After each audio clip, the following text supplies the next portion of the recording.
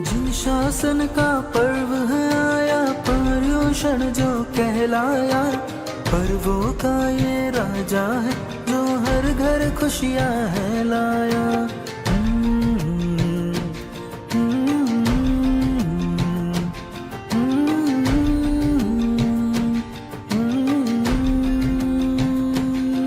पर पुण्य कमाने का ये अवसर हो, पुण्य कमाने का ये अवसर फिर से लौट के है आया। प्रभु भक्ति की महक ने जग को चंदन से है महकाया।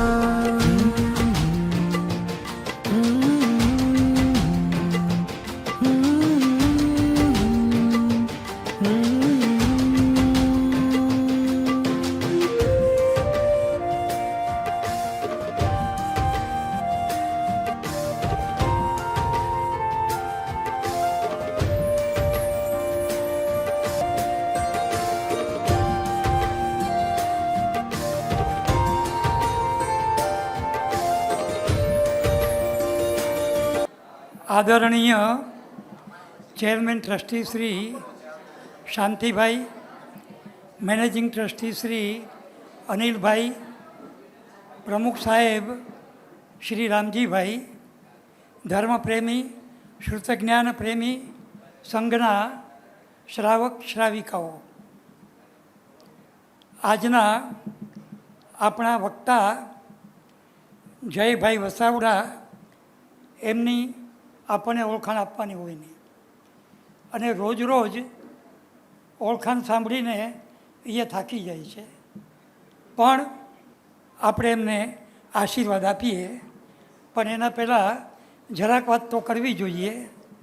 તો ગુજરાતી સાહિત્યના આકાશમાં ધ્રુવનો તારો બની સતત ચમકી રહેલો અને અત્યંત લોકપ્રિય એવો સિતારો એટલે જય વસાવડા. ચમક ચમક ચમક, ઝબુક ઝબુક થયા જ કરે. અને is the wonder of the world. સ્કૂલે ગયા વિના કોલેજના પ્રિન્સિપલ બનેલા. હી હેડ નેવર બીન ટુ સ્કૂલ. એમના માતા પિતા આગળ ઘરે જ ભણ્યા. પ્રાથમિક કેળવણી માતા પિતા પાસે મેળવી, પાછળથી ગ્રેજ્યુએટ થયા, ડબલ ગ્રેજ્યુએટ થયા, પ્રિન્સિપલ પણ બન્યા. પણ એમને બંધન ફાવ્યું નહીં. મુક્ત મનના માણસ, ઉડનારું પંખી, તે તરત પ્રિન્સિપાલનું બંધન ફગાવી દીધું. એવી આ વિશ્વની 8મી અબાયબી.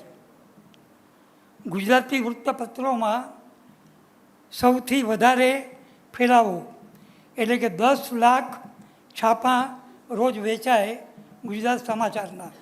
અને એમાં સ્પેક્ટ્રોમીટર અને અનાવૃત્ત બુધવાર અને રવિવારે આપણે રોજ એમને મળીએ. એમને 15 લાખ લોકો રોજ વાંચે એવું 15 લાખ વાચકોના હૃદય સુધી પહોંચતું સંવેદનશીલ વ્યક્તિત્વ એટલે જય વસાવડા. વિદ્યાર્થી કાળ એમનો સુવર્ણકાળ હતો. પાછળથી કોલેજમાં ગયા ત્યારે 300થી વધારે નિબંધ સ્પર્ધા, વક્તૃત્વ સ્પર્ધા, ક્વિઝ સ્પર્ધા, 300થી વધારે ઇનામો જીત્યા. અને ઘરમાં માયની કબાટમાં એટલા એવોર્ડ અને મેડલ એમને મળેલા છે. ઈટીવી પર સંવાદ અને દૂરદર્શન પર આસ્વાદના એમણે સેંકડો એપિસોડનું એન્કરિંગ કર્યું છે. અને જકડી રાખે એવું. સાહિત્યના પ્રવચનોના જગતની વાત કરીએ તો અમેરિકા, જર્મની, મસ્કત, આફ્રિકા, દુનિયાના જેટલા દેશના નામ આપણને આવડે ને, હું અતિશયોક્તિ નથી કરતો, 40-50 દેશોમાં એ આ પ્રવચન યાત્રાએ જઈ આવ્યા. અમને લખાણ પણ કેવું કે એમના બધા જ પુસ્તકો બેસ્ટ સેલર બન્યા અને એની હજારો પ્રતો વેચાઈ છે. અને એમાંય એક પુસ્તક છે પ્રીત કિયે સુખ હોય, એની 3 વર્ષમાં 5 આવૃત્તિ થઈ. ગુજરાતીમાં ધીસ ઇઝ એ રેકોર્ડ. એટલી બધી એમની લોકપ્રિયતા. અને એ ઉપરાંત જય હો એની 6 મહિનામાં 8,000 કોપી વેચાઈ. આ છે એમની લોકપ્રિયતા.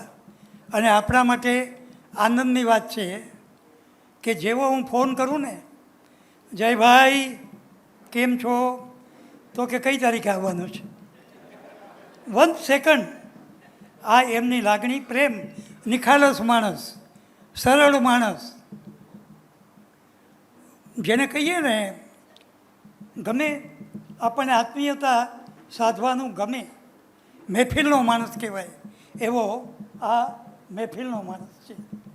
એનો આનંદ છે. આખું રાજકોટ એમની પાછળ ઘેલું છે અથવા ઘેલી છે, ખબર નહીં, પણ આ વાસ્તવિકતા છે. તો આજે એમનો વિષય છે અધૂરા તોય મધુરા. પણ હું એમને માઇક સોંપું એ પહેલાં આપણા શ્રી વર્ધમાન સ્થાનકવાસી જૈન શ્રાવક સંઘ વતી તેમનું સન્માન કરવા, બહુમાન કરવા, એમને આવકારવા આપણા ચેરમેન ટ્રસ્ટી શ્રી શાંતિભાઈ મારુને વિનંતી કરું.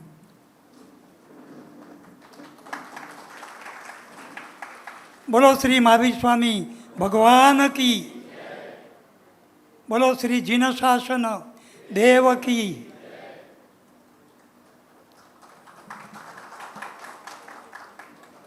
અને હવે તમારીને એમની વચ્ચેથી રજા લઉં એ પહેલાં 1-2 નાની સૂચનાઓ આપવાની છે જે તમને ગમશે. આપણે ત્યાં 7 વક્તાઓ આવે છે. 7 વક્તાઓમાં 3 વક્તાઓ, ક્યારેક 4 એવા આવે છે કે જે પીઢ છે, ઉંમરમાં પીઢ છે, અનુભવમાં પીઢ છે, સાહિત્યમાં પીઢ છે. અને ક્વેશ્ચન આન્સર તમે ગમે એટલા અટપટા પૂછો તો પણ એમની પાસે સારા અને સાચા જવાબ છે. એમાં પહેલે દિવસે જે બેન હતા ભારતીબેન, એમની વિદ્વત્તા જૈન ધર્મમાં અજબ ગજબની છે, આચાર્ય કક્ષાની. અચ્છા, ગઈકાલે તમે અનુભવ કરી લીધો છે સવાલ જવાબનો, અને આજે પણ એ જ પદ્ધતિ રાખીશું કે એમનું વક્તવ્ય એ 10 વાગે પૂરું કરશે અને 10 પછી આપણે પ્રશ્નોત્તરી રાખશું. તો દર વખતે આપણને એવા જે 2-3-4 પીઢ વક્તા મળશે જેને 10:15 જવું હોય એને છૂટ, no compulsion. If you enjoy you are welcome. તો 3 એવા રાખશું અને પછી બીજા 4માં પ્રશ્નોત્તરી આપણે નહીં રાખીએ. રાખવા જેવું રાખશે તો that I will decide. I know the people better. તો એ રીતે આપણે કરશું. પણ એક વાત નક્કી, 10 ને 15 આપણે પૂરું કરવાનું, 10 ને 16 નહીં. જય ભાઈ. પ્રિય નવીનભાઈ, મુંબઈમાં તો ઘણી જગ્યાએ બોલવા જવાનું થાય છે પર્યુષણમાં, પણ પર્યુષણ વ્યાખ્યાનમાળામાં મને નિયમિતપણે હાજર રાખવાનો જશ એમને જાય. એટલે આજે જો એમને કહેતો હતો, મેં કીધું ભાઈ તમે છો વિદ્વાન પ્રોફેસર છે, અધ્યાપક છે, સાહિત્યના મરમી રસિકજન છે, અને હું આ ટી શર્ટ સવારે મેં કાઢ્યું ને પહેરવા માટે કે આજે આ પહેરીને જઈશ, એ શેક્સપિયરનું કોટેશન છે. તું એને કહેતો હતો, મેં કીધું આ બીજે ન પહેરીને જાઉં પણ તમારે ત્યાં પહેરીને આવું, કારણ કે તમને વળી શેક્સપિયર શું એ બધું વાંચેલું ભણાવેલું છે, ખ્યાલ આવે. એટલે અમારે વચ્ચે વાત થતી હતી ત્યારે કહેતા હતા કે ઐશ્વર્યા રાય મારી સ્ટુડન્ટ હતી અને લગ્નનું આમંત્રણ દેવાય આવેલી. એટલે આમ રાજકોટવાળાઓ જ અમારી પાસે ઘેલા હોય એવું જરૂરી નથી.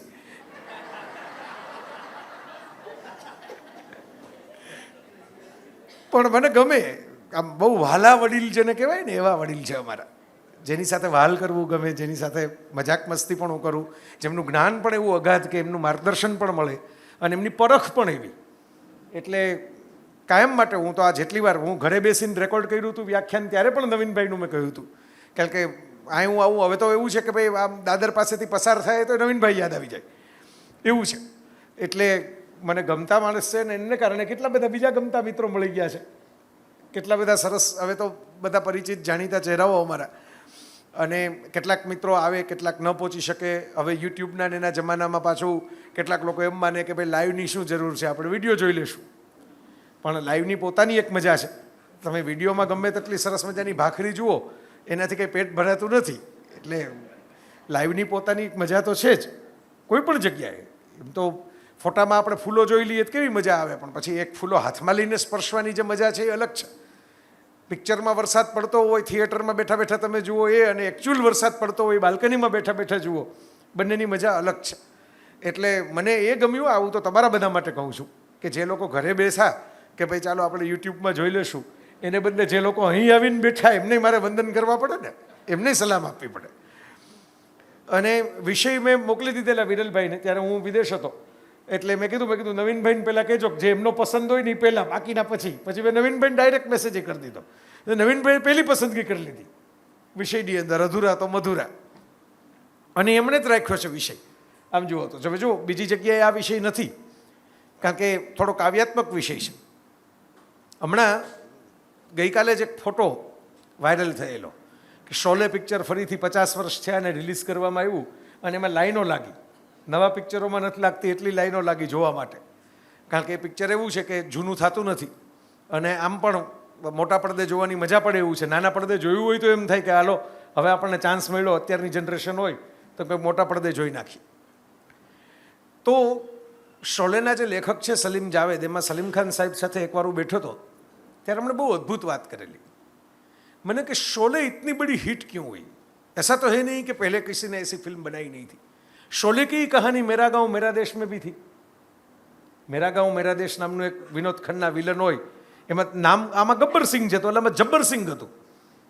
એટલે બહુ કંઈ જાજો ફેર નહોતો, કારણ કે એ પ્લોટ તો જૂનો છે, અંગ્રેજી ફિલ્મોમાં આવી ગયેલો પ્લોટ છે કે એક ગામમાં 2-3 ક્રિમિનલોને ભેગા કરવામાં આવે ને એનાથી લડવામાં આવે ડાકુઓની સામે ને એવું બધું. આ બધું કંઈ પહેલાં તો મને કે આ જ પિક્ચર કેમ આટલું અસરકારક છે, આજ કેમ આટલું ચોંટી ગયું? આ વાર્તા કંઈ એવી તો છે નહીં કે ડાકુઓ પહેલી વાર લોકોએ જોયા હતા પડદા ઉપર, અથવા તો એક્શન પહેલી વાર જોયું હતું. આ કહીને એમણે જે વાત કરીને તમને એમ થાય કે આમાં શોલે ક્યાંથી આવી ગયું આખી વાત. એમાં એમણે એમ કીધું કે शोले इसलिए इतनी यादगार है क्योंकि ये अभावों की कहानी है, અભાવોની કહાની. અને મને કે એમાં કોઈની ગ્રાફ જે છે ને એ પૂરો જ નથી થતો, અને એ છે ને એ પીડા લોકોને ક્યાંક સ્પર્શી ગયા. એક્શન બેક્શન બધું તો ઠીક છે, આખી ફિલ્મના જેટલા પાત્રો છે એ બધે કંઈક કંઈક ગુમાવીને બેઠા છે. કોઈકે પોતાનો જીવ ગુમાવ્યો, કોઈકે વ્યક્તિ ગુમાવી. અમિતાભ અને જયાના એમાં પાત્રો હતા કે જયા કંઈ બોલે નહીં પણ એક એક પછી દીવા પ્રગટાવે, કારણ કે એના પતિનું તો લગ્ન પછી તરત જ મૃત્યુ થયેલું છે, અને બંને વચ્ચે પ્રેમ શરૂ થતો થતો અટકી જાય છે, કારણ કે અમિતાભ ગુજરી જાય છે. ધર્મેન્દ્રને હેમા માલિની મળે છે, પણ જે દોસ્ત માટે આખી જિંદગી જીવો એ દોસ્ત જતો રહે છે. ઠાકુરનો આખો પરિવાર જતો રહે છે. કોઈની કહાની પૂરી નથી, બધા અધૂરા છે. અને બધા અધૂરા છે ને એટલે લોકોને બહુ સ્પર્શી ગયા છે. હવે એમણે તો આ શોલેની વાત કરી, પણ મને એ વાત ઉપર વિચાર કરતાં કરતાં થયું કે આ તો વાલ્મીકી રામાયણમાં લાગુ પડે એવું છે. તમે વિચાર કરો, આટલી બધી રઘુવંશના રાજાઓમાંથી રામની વાત આપણને બહુ ગમે છે, કારણ કે રામ અને સીતા મહેલમાં ભેગા રહ્યા ને એના કરતાં વનવાસમાં વધારે ભેગા રહ્યા. મહેલમાં તો એમને સમય રહ્યો જ નથી વધારે સમય ભેગા રહેવાનો, લગ્ન થયા પછી પણ નહીં અને પાછા આવ્યા પછી પણ નહીં, પણ જંગલમાં વધારે ભેગા રહેવાનું છે. એટલે હું ઘણીવાર લોકો ડિપ્રેશનમાં આવે ને બધી એવી વાતો કરતા હોય ને ત્યારે હું હસતા હસતા નરસિંહ મહેતાનું ભજન નવીનભાઈ એમને યાદ કરાવું. સુખ દુઃખ મનમાં ના આણીએ ઘટ સાથે જ ઘડિયા, ટાળિયા કોઈના નવ ટળે રઘુનાથના જડિયા. કે 100% પરફેક્શનવાળી લાઈફ તો રામનોય ફેમિલી ફોટોગ્રાફ પૂરો નથી થયો. જો વનવાસમાં ગયા ત્યારે પિતા ગુજરી ગયા, દશરથ, એટલે ફેમિલી અધૂરું થઈ ગયું. પાછા આવ્યા અને લવકુશ પાછા આવ્યા તો સીતા જતા રહ્યા, ફેમિલી અધૂરું થઈ ગયું. 100%. બરાબર, ઘણાના તો ગુજરી નથી જતા તોય ફેમિલી અધૂર જ રહી જાય છે. ફોટોગ્રાફમાં આવે નહીં તોબરા ચડાવીને બેઠા હોય. બરાબર, કેટલાક આ કોવિડ વખતે તમને ખબર હોય તો ઓલો ફોરવર્ડેડ જોક હતો, તમને કદાચ આવ્યો હશે ફરતા ફરતા તમારા મોબાઈલમાં. મારા મોબાઈલમાં આવ્યો તો મને યાદ છે. ત્યારે સરકારે રિસ્ટ્રિક્શન મૂક્યા હતા 50 જણાને બોલાવીને લગ્ન કરવાના. તેમાં કોકે લખ્યું હતું એવું જોક ફોરવર્ડ કર્યો હતો કે 50 તો રીસાયેલા હોય, તમે આ બધાને આમંત્રણ આપો એમાંથી 50 તો મોઢા ચડાવીને બેઠા હોય. તમે એને માન આપો, એને ઘરે જાઓ, એની માથાકૂટ દૂર કરો, પ્રસંગમાં આવીને મોઢું ચડાવીને બેઠા હોય. બરાબર, આ શબ્દ જ છે ને. આનું મારે અંગ્રેજી કેમ કરવું? એ બધા વિદ્વાનો બેઠા છે, મને કહો તોબરાનું અંગ્રેજી શું થાય? બરાબર, હવે નવી પેઢી આખી આવી ગઈ. અહીં પણ જુવાન મિત્રો બેઠા છે મારા, ઇંગ્લિશ મીડિયમમાં ભણ્યા હશે, પણ વોટ ઇઝ તોબરા એવું એમાં નહીં આવ્યું હોય. બરાબર, તો આજે છે કે ભાઈ ફેમિલી ફોટોગ્રાફ લોકોના પૂરા નથી. આપણે જેને ઈશ્વર માનીએ છીએ, આપણે ઘણી વખત દુઃખી થઈએ ને કે હાય હાય મારા જીવનમાં કેટલા દુઃખ છે. દરેકની જેને આપણે પરમાત્મા માનીએ એમની કહાની હોય અધૂરી રહી ગઈ. દાખલા તરીકે કૃષ્ણ કથા છે, કેટલી બધી લોકપ્રિય કથા છે, પણ જન્મતા વેત મા બાપનો ખોળો છૂટી જાય. તમારે મારે આવું નથી થયું આપણા કોઈના જીવનમાં. આપણે અહીં શાંતિથી બેઠા છીએ, આપણા માતા પિતાનો ખોળો આપણને મળ્યો છે, પણ કૃષ્ણને તો માતા પિતાનો ખોળો છૂટી જાય. સુરદાસનું એક સરસ મજાનું ગીત છે, ભ્રમર ગીત. ભ્રમર ગીત જે છે એમાં ગોપીઓ ઉપાલંભ અલંકાર એટલે મેણા મારે છે. આપણે નથી ઓધાજી મારા વાલાને વઢીને કહેજો રે, એ પ્રકારના બધા મેણા માળે છે કે અમે તો ગોળને જેમ કીડીઓ ચોંટી જાય ને એમ ચોટેલી છીએ કૃષ્ણને, પણ કૃષ્ણ જ અમારી સામું જોતા નથી. એ જ એકવાર ગયા પછી પાછા આવતા નથી. તમે આજે પણ વૃંદાવનમાં જાઓ, હું ગયા વર્ષે હમણાં એક વૃંદાવનના કાર્યક્રમ માટે ગયો હતો, તો ત્યાં મને એક પૂજારીજી મળ્યા, એમણે બહુ અદ્ભુત વાત કરી. મને કે आप आए हो किशन मुरारी के दर्शन करने के लिए, लेकिन याद रखना वृंदावन किशन की नहीं राधा की भूमि है. यहाँ पे जो आता है वो राधा के लिए आता है. ये राधा का गांव है, राधा की भूमि है. किशन तभी यहाँ पे है जब तक राधा यहाँ पे. તો રાધા કૃષ્ણ આપણે આટલી પૂજાતી જોડી, જેના ઉદાહરણો, જેની કવિતાઓ, જેની આટલી બધી આપણે કથાઓ કરીએ, ગીતો ગાઈએ, ગરબા લઈએ એના ગીતોના, લગ્નની અંદર એના સરસ શણગાર મૂકીએ રાધા કૃષ્ણના, એ પણ અધૂરા છે. કારણ કે કૃષ્ણનો પરિવાર તો બીજે થયો, રૂકમણી સાથે થયો.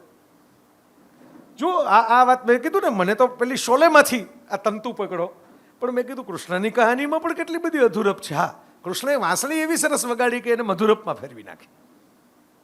અને વાંસળી આપણને એટલું તો શીખવે જ છે કે માત્ર ભૂંગળી હોવાથી સૂરના ટહુકા નથી નીકળતા, એમાં છિદ્ર પડે ને પછી જ ટહુકા નીકળે છે. એટલે ક્યાંક વિંધાવું તો પડે પછી જ આપણા સૂર સરખા દુનિયાને દેખાય. જે લોકો ક્યાંક પહોંચ્યા છે ને એ ક્યાંક ને કંઈક કપાયા છે, ક્યાંક ને કંઈક તૂટ્યા છે, ક્યાંક ને કંઈક અધૂરા રહ્યા છે. કોઈકે બતાવ્યું ખુલીને. આ બધી રામ કૃષ્ણ એ બધી કથાઓ તો આપણને મળી. શિવ, આપણે જેને તાંડવ કહીએ છીએ, આપણે જેને શક્તિપીઠ કહીએ છીએ, ભારતમાં તો તમને આવી અનેક કહાનીઓ મળશે. એ તો સતીના મૃતદેહને લઈને શિવે નૃત્ય કર્યું તાંડવ, અને એના જ્યાં જ્યાં અંગો પડ્યા ત્યાં એક એક શક્તિપીઠ અંબાજી ને આ બધી અલગ અલગ અલગ રચાતી ગઈ. એ કહાની અધૂરી રહી, પછી પૂર્ણ થઈ બીજા અવતારમાં શિવ અને પાર્વતીના મિલનથી અને એની જોડીથી. આપણી જેને પુરાતન કથાઓ કહેવાય એમાં પણ આ છે. હું હમણાં પસાર થતો હતો, અત્યારે તો મહારાષ્ટ્રમાં આવો એટલે ગણપતિ માહોલ છે એનો, તો મને ઘણીવાર એવો વિચાર થાય, આપ બધા એવા સરસ સુગ્ન શ્રોતાઓ છો, આપ ક્યારેક વિચારજો. આજે વેસ્ટર્ન વર્લ્ડમાં એવું આવ્યું કે ભાઈ કોઈને બોડી શેમિંગ નહીં કરવાનું, કોઈ ચામડીનો રંગ કેવો હોય એના આધારે ડિસ્ક્રિમિનેશન, ભેદભાવ નહીં કરવાના. એક જમાનામાં ત્યાંય બહુ હતા આ બધા કાળા ગોરાના ને એ બધા. તો એમ કે દરેક વ્યક્તિ એક સરખા છે એવું માનીને જીવવું એ માનવતા છે આ બધું. હવે તમે વિચાર કરો, ભારતમાં તો કેટલી સરસ વાત છે. શ્યામ સુંદર, જે શ્યામ છે એ પણ સુંદર છે. શ્યામ સુંદર. ગણપતિ હાથીનું મોઢું છે, હનુમાનજી વાનરનું મુખ છે, બરાબર. શિવ ભભૂત ચોળીને બેઠા છે, સ્મશાનની રાખમાં બેઠા છે. આપણે ભગવાનોને પણ ભેદમાં એવું નથી રાખ્યા કે આ કાળા છે એના ગોરા છે, યશોમતી મૈયા છે, બોલે ને લાલા રાધા ક્યું ગોરી મેં ક્યું કાલા, મેં કાલા, કાળીઓ ઠાકર એવું કહેવાય અમારે કાઠિયાવાડમાં હોત. રાજકોટમાં તો પાછળ રિક્ષાની પાછળ લખેલું હોય ઠાકર કરે એ ઠીક. એ ખરેખર એવી રિક્ષાઓથી આઘા રહેવું, કારણ કે તોફાની કાનુડા જેવી જ હોય. એ ડાબી બાજુ પગ આપીને સાઈડ આપે. કહેવાનો મતલબ એ છે મિત્રો કે જ્યાં જ્યાં તમે નજર કરશો, આ સુરદાસના ભ્રમર ગીતની અંદર ગોપીઓ એમ કહે છે કે એકવાર કૃષ્ણ ગયા એ ગયા, બીજી વાર તો રાસ રચવા માટે પાછા આવ્યા જ નહીં. અમે એની યાદોમાં ને યાદોમાં આજે પણ તમે ગુજરાતમાં તમને ખ્યાલ હશે, રબારીના બહેનો હોય, માલધારી કુટુંબના બહેનો હોય ને, એ કાળી કામળી ઓઠે. તો એક કાર્યક્રમમાં હું ગયેલો, એમાં મને ખબર પડી, એટલે બધા બહેનો બેઠા હતા. હવે સામાન્ય સંજોગોમાં આપણને એવું હોય કે કાળા વસ્ત્રો તો જ્યારે શોકનો પ્રસંગ હોય ત્યારે પહેરવાના હોય. આમ તો બધા તૈયાર થઈને આવ્યા હતા પાછા, રંગબેરંગી બધા વસ્ત્રો, આમ રંગબેરંગી, પણ માથે કામળી કાળી. તો એ સમાજનો કાર્યક્રમ હતો. મેં એમના જે પ્રમુખ મારી બાજુમાં બેઠા હતા, મેં કીધું આમ તો બધા સરસ ઘરેણા બરેણા પહેરીને આવ્યા છે, તો આ કામળી શું કામ બધા એક જ લાઈનમાં બેઠા હતા બધા, તો આ કાળી કામળી પહેરી છે. મને કે અમારે એવું માનવામાં આવે છે વર્ષોથી, કારણ કે અમે બધા કૃષ્ણના સંતાનો કહેવાય, એના વારસદારો કહેવાય, કે કૃષ્ણ પાછા આવ્યા નથી ગોકુળ છોડ્યા પછી, એટલે અમે એના વિરહમાં કાળી કામળી પહેરીએ છીએ. આટલા વર્ષોથી હજી પહેરે છે. બોલો, આજની તારીખે ટ્રેડિશનલ ડ્રેસ પહેરવાનો હોય, ભણી લીધું હોય, આગળ બધા મોડર્ન કપડાં પહેરે બધું, પણ જ્યારે એમના ટ્રેડિશનલ તહેવારોમાં પહેરવાનું હોય ત્યારે એવા સમાજ ગુજરાતમાં છે કે જે કાળી કામળી પહેરે. શું કામ? તો કે આ કૃષ્ણનો વિરહ અધૂરી રહી ગયેલી કહાની છે. છતાંય આપણને કેટલી પૂર્ણ લાગે છે રાધા કૃષ્ણની કહાની, ગોપીઓ અને કૃષ્ણની કહાની, વૃંદાવનના રાસની કહાની. બીજી વાર તો મળવાનું જ નથી થયું ત્યાં કોઈને. તમે વિચારજો, આ જ્યાં જ્યાં તમે મેં કીધું એમ તંતુ જોડશો ને ત્યાં તમને લાગશે કે આપણા દુઃખનું કેટલું જોર. આપણે નાની નાની વાતમાં દુઃખી થઈએ છીએ, લોકો કેવડી કેવડી વાતની અંદર દુઃખી થયા છે, અને છતાં એમણે હરફ સુદ્ધા ઉચ્ચાર્યો નથી. એમણે ક્યારેય પોતાની અધૂરપ વિશે કકળાટ કર્યો નથી. જે ગમે જગત ગુરુદેવ જગદીશને તે તણો ખરખરો ફોક ગણવો. જેમ મેં નરસિંહ મહેતાને યાદ કર્યા, તો આપણે એમ માનીએ કે કેટલા ચમત્કારો એમના જીવનમાં થયા, પણ એમના જુવાન દીકરાનું મૃત્યુ પણ થયું. ઈશ્વર સંપૂર્ણ જિંદગી કોઈને આપતો નથી. આ વિચિત્રતા લાગે આપણને, પણ આ વાસ્તવિકતા છે. પરફેક્ટ લાઈફ જેને આપણે કહીએ ને, બધાના સપનું હોય છે પરફેક્ટ લાઈફ, બધું પરફેક્ટ જોઈએ. હમણાં ચોમાસું છે અને અમારે ગુજરાતમાં અત્યારે સરસ વરસાદ પડે છે. તમારા મુંબઈ જેવો પડે છે આજકાલ, તો એવો વરસાદ પડે છે. તો કંઈક અમારા મિત્રએ એમના પત્નીને, અમારા ભાભીને એમ કીધું કે ભાઈ તાત્કાલિક ગરમા ગરમ ભજીયા બનાવો, વરસાદ પડે છે. ભાભી કંઈક બીજા કામમાં હશે, થાક્યા હશે, કે પણ વરસાદ પડે ને શું ભજીયા કરો છો, બીજા કામ હોય કે નહીં? બરાબર. એમાં કંઈક ચણભણ થઈ એટલે પતિ જે હતા, ભલે આ તો બે વ્યક્તિ વચ્ચેનો મામલો છે, પણ હવે અમે હાજર હતા એટલે અમારે સાંભળવાનું તો આવે ને ત્યાં. બરાબર. એ લોકો પર્સનલ વાત કરી હોત તો આપણને ખબર ન પડત, પણ હું બેઠો હતો ને વાત થઈ એટલે મને ખબર છે. એટલે પતિએ ખીજમાં એમ કીધું, તારામાં તો મીઠું જ નથી નાખ્યું કોઈ, આટલું કહીએ તો સમજાતું નથી એમ. એટલે એ રસોડામાંથી બહાર આવ્યા. ભજીયા તો ભજીયાને ઠેકાણે રહી ગયા હતા, તાવડો એમને ગરમ થઈ ગયો હતો, એવું હતું. એટલે રસોડામાંથી લોટવાળા હાથે બહાર આવ્યા ભાભી, અને એ કે મીઠું નથી નાખ્યું એટલે તો તમારે ત્યાં આવી, નાખ્યું હોત તો તમારે કરતા સારા ન ગોઈતા હો તમે. એટલે પછી તો મને એમ થયું કે હવે આપણે અહીં ભજીયાની રાહ જોયા વગર સીધી ભગાય, આ માથાકૂટમાં આપણે પડાય નહીં. પણ હવે જો આમ વાત તો રમૂજી છે ને, હસવું, તમને હસવું આવ્યું એમ મને હસવું આવ્યું હતું. એક બાજુથી આપણને એમ થાય જરા ક્ષોભ ને સંકોચ થાય, બીજી બાજુથી હસવું આવે.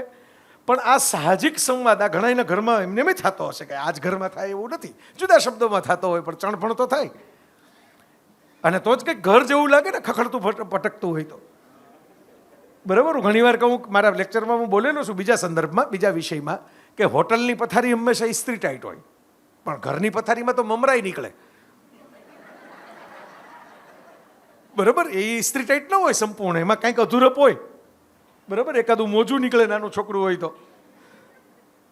તો આ નિયમ છે. તમે જોજો, તમે ઓબ્ઝર્વ કરજો, કોઈ પણ નવું આર્કિટેક્ટને, ઇન્ટિરિયર ડિઝાઇનરને બોલાવીને તમે નવા મકાનનો પ્લાન કરો ને, એટલે એમાં બધું આમ એકદમ સરસ બધું પ્લાન. પહેલો દિવસ તમે વાસ્તુમાં જાઓ ત્યારે એવું સરસ બધું પ્લાન હોય. એક આમ માની લો કે ટ્રે સરસ મજાની ગોઠવી હોય, એક આમ ટીવીની નીચે એમ આખી પેનલ બનાવી હોય, બધું આમ રિમોટે એક્ઝેક્ટ આમ બાજુમાં માપીને ફૂટપટ્ટી લઈને ગોઠવા હોય, એમ ગોઠવા હોય, બરાબર. પછી એ જ ઘર તમે જોજો મહિના દિવસ પછી, 2 મહિના પછી, પહેલાં તો ઓલી ટ્રે હોય એમાં ચાવી એ પડી હોય, બરાબર, એકાદું જૂનું છાપું પડ્યું હોય, જે કંઈ કંઈક મૂકવાનું હોય ક્યાં મૂકવું હોય. ઘણીવાર તો ફ્રીજ હોય તો ફ્રીજની ઉપર જ ઢગલો થવા માંડે, એકાદ રમકડું પડ્યું હોય, બરાબર. તો એ પહેલી નજરે અધૂરપ લાગે ને, કે તમને એમ લાગે કે આ શું, આવી કેવી સરસ ડિઝાઇન હતી, પરફેક્ટ ડિઝાઇનને આપણે બગાડી નાખી. પણ એ તો અહીં જેટલા બેઠા છે કોઈ ભાગ્ય જેવું હશે કે એના ઘરમાં આવું નહીં થતું હોય. બહુ પછી પરફેક્ટ ઘરમાં આપણને બીક લાગે, આપણે અંદર ગયા હોય ને પછી આપણને બીક લાગે કે આપણાથી કંઈક અડાઈ જશે, કે આપણાથી કંઈક ડાઘો બાઘો પડી જશે, તો આમાં તો આપણને શરમજનક સ્થિતિમાં મુકાઈ જશું. આ તો બહુ પરફેક્ટ ઘર છે, આમાં તો એકેય વસ્તુ આડી અવળી નથી, તો બધું ચોખ્ખું ચણાક છે. એટલે પાણી પીતા પીતા બીક લાગે કે બે ટીપા નીચે પડી જશે તો ઘરનું શું થશે. તો પરફેક્શન છે ને સ્ટ્રેસ લઈ આવે છે મગજમાં. દરેકને અપેક્ષા તો એમ જ એક પરફેક્ટ થવું છે, પણ ઈશ્વરે જ જે જીવનની વ્યવસ્થા કરી છે, આ કુદરત કયો, પરમાત્મા કયો, ચૈતન્ય કયો, અસ્તિત્વ કયો, ઈશ્વર કયો, જે કયો એમાં જન્મની સાથે મૃત્યુ આપ્યું છે. એટલે પરફેક્ટ તો લાઈફ નથી જ આપી, કારણ કે ફૂલ પોઈન્ટ તો આપ્યો જ છે, એન્ડિંગ પોઈન્ટ તો આપ્યો જ છે. પરફેક્ટ તો એને કહેવાય જે અમરત્વ હોય, પણ અમરત્વની એવી કહાનીઓ રચાણી છે કે અમરત્વવાળા દુઃખી થાય, કારણ કે તમે અમર થાઓ પણ બાકીનું અમર થવું જોઈએ ને તમારી ભેગું. તમને એકલો અમરપટ્ટો મળે ને તમારી સાથે કામ કરનારા, વાત કરનારા, તમને ગમનારા મિત્રો, પાડોશીઓ બધા જ ગાયબ થઈ જાય, તો એવા અમરપટ્ટાને શું કરશો? આવું બને, ઉલટાનો અમરપટ્ટો એકલતાનો શ્રાપ થઈ જાય, આવું થાય. એટલે આ બહુ ઇન્ટરેસ્ટિંગ વાત છે કે આ અધૂરપ જે છે ને એ ઉપરવાળાનું નિર્માણ છે. પરફેક્શન છે ને એ માણસની કલ્પના છે. બધું આદર્શ જ હોવું જોઈએ, બધું ઉત્તમ જ હોવું જોઈએ, બધું બેસ્ટ જ હોવું જોઈએ. આમ ઘણાને ના મગજમાં આમ પહેલેથી ઘુસાડી દીધું હોય, બેસ્ટ જ કરવાનું, એમ બેસ્ટ કોલેજમાં જ એડમિશન લેવાનું, બેસ્ટ કાર જ લેવાની, બેસ્ટ કપડાં જ લેવાના, પછી ગ્રેજ્યુઅલી ધીરે ધીરે ધીરે એને કારણે બેસ્ટ દેવું થાય, બરાબર, એના બેસ્ટ હપ્તા ભરવા પડે. કારણ કે આમાં કંઈ સમાધાન હું તો અમે એમ કરતા જ નથી. એમ શાબુદ્દીનભાઈ, નવીનભાઈ તો એમને બોલાવ્યા જ હશે કદાચ વ્યાખ્યાનમાળામાં, મને ખબર નથી, તમે શાબુદ્દીન રાઠોડ કે ભીખુદાન ગઢવી કે એવા કોઈ આવ્યા છે કે નહીં અહીં. પણ એનો બહુ જૂના જમાનાનો જોક હતો, તમને યાદ હોય તો, કે ઓલા ભાઈ એમ કે બહુ આમ ટટ્ટાર ચાલતા, અમે એવું શું કર્યું છે કે અમે નીચું જોઈને ચાલીએ, નીચે ખાડો આવ્યો, ઠેસ આવી પડી ગયા, બરાબર. તમે બહુ અક્કડ થઈને ચાલો, બરાબર, તો બહુ અક્કડમાંય મજા નથી. આ બહુ સમજવા જેવી વાત છે. હવે તો જો લિનનના કપડાનો ટ્રેન્ડ છે, એટલે ચોળાયેલા કપડાનો ટ્રેન્ડ છે. જે ગાંધીજીના જમાનામાં ખાદી ચોળાયેલી લાગતી, બધા લોકો પહેરતા નહોતા, કે આ તો ખાદી તો ચોળાઈ જાય. હવે તમે જોજો ચોળાયેલા કપડાં એ પ્રીમિયમ ગણાય.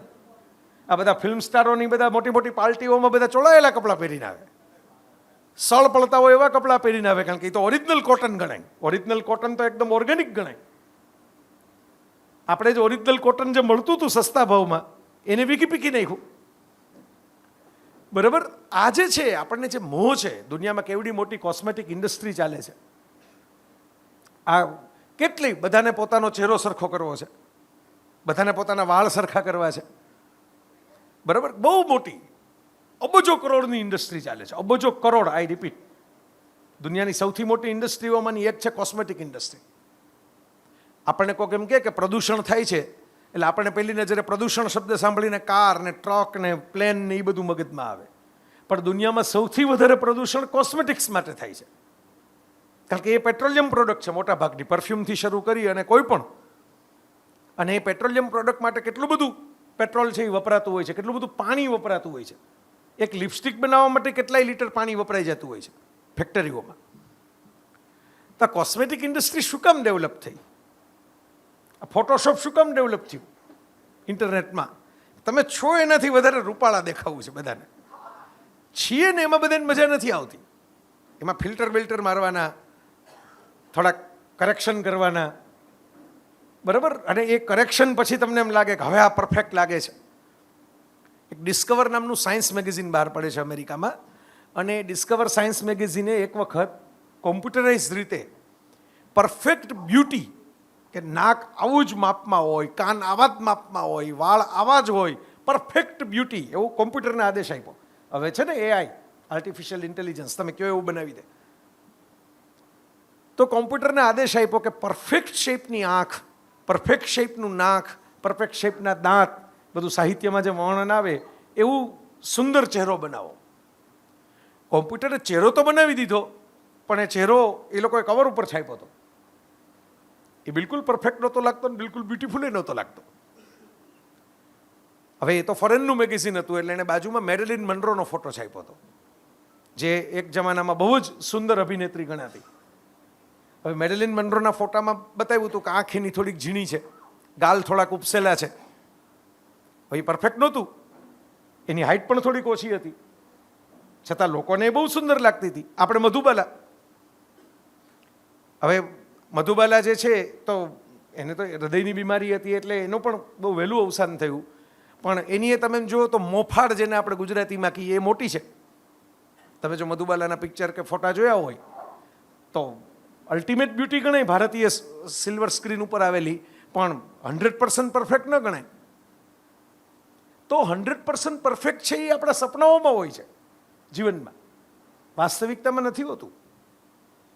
મુશ્કેલી એ છે કે આપણે પેલા પરફેક્શનની તલાશમાં અધૂરપને ઓગાળવા માટે એટલા બધા અકળાઈ જઈએ છીએ કે મારે અધૂરા નથી રહેવું, મારે અધૂરા નથી રહેવું. એટલે મધુરા થવાને બદલે પેલા ઝાંઝવાના જળ જેને કહેવાય ને, મૃગજળની પાછળ દોડ્યા કરીએ છીએ અને સ્વીકારી નથી શકતા કે આ અધૂરપમાં જ મધુરપ છે.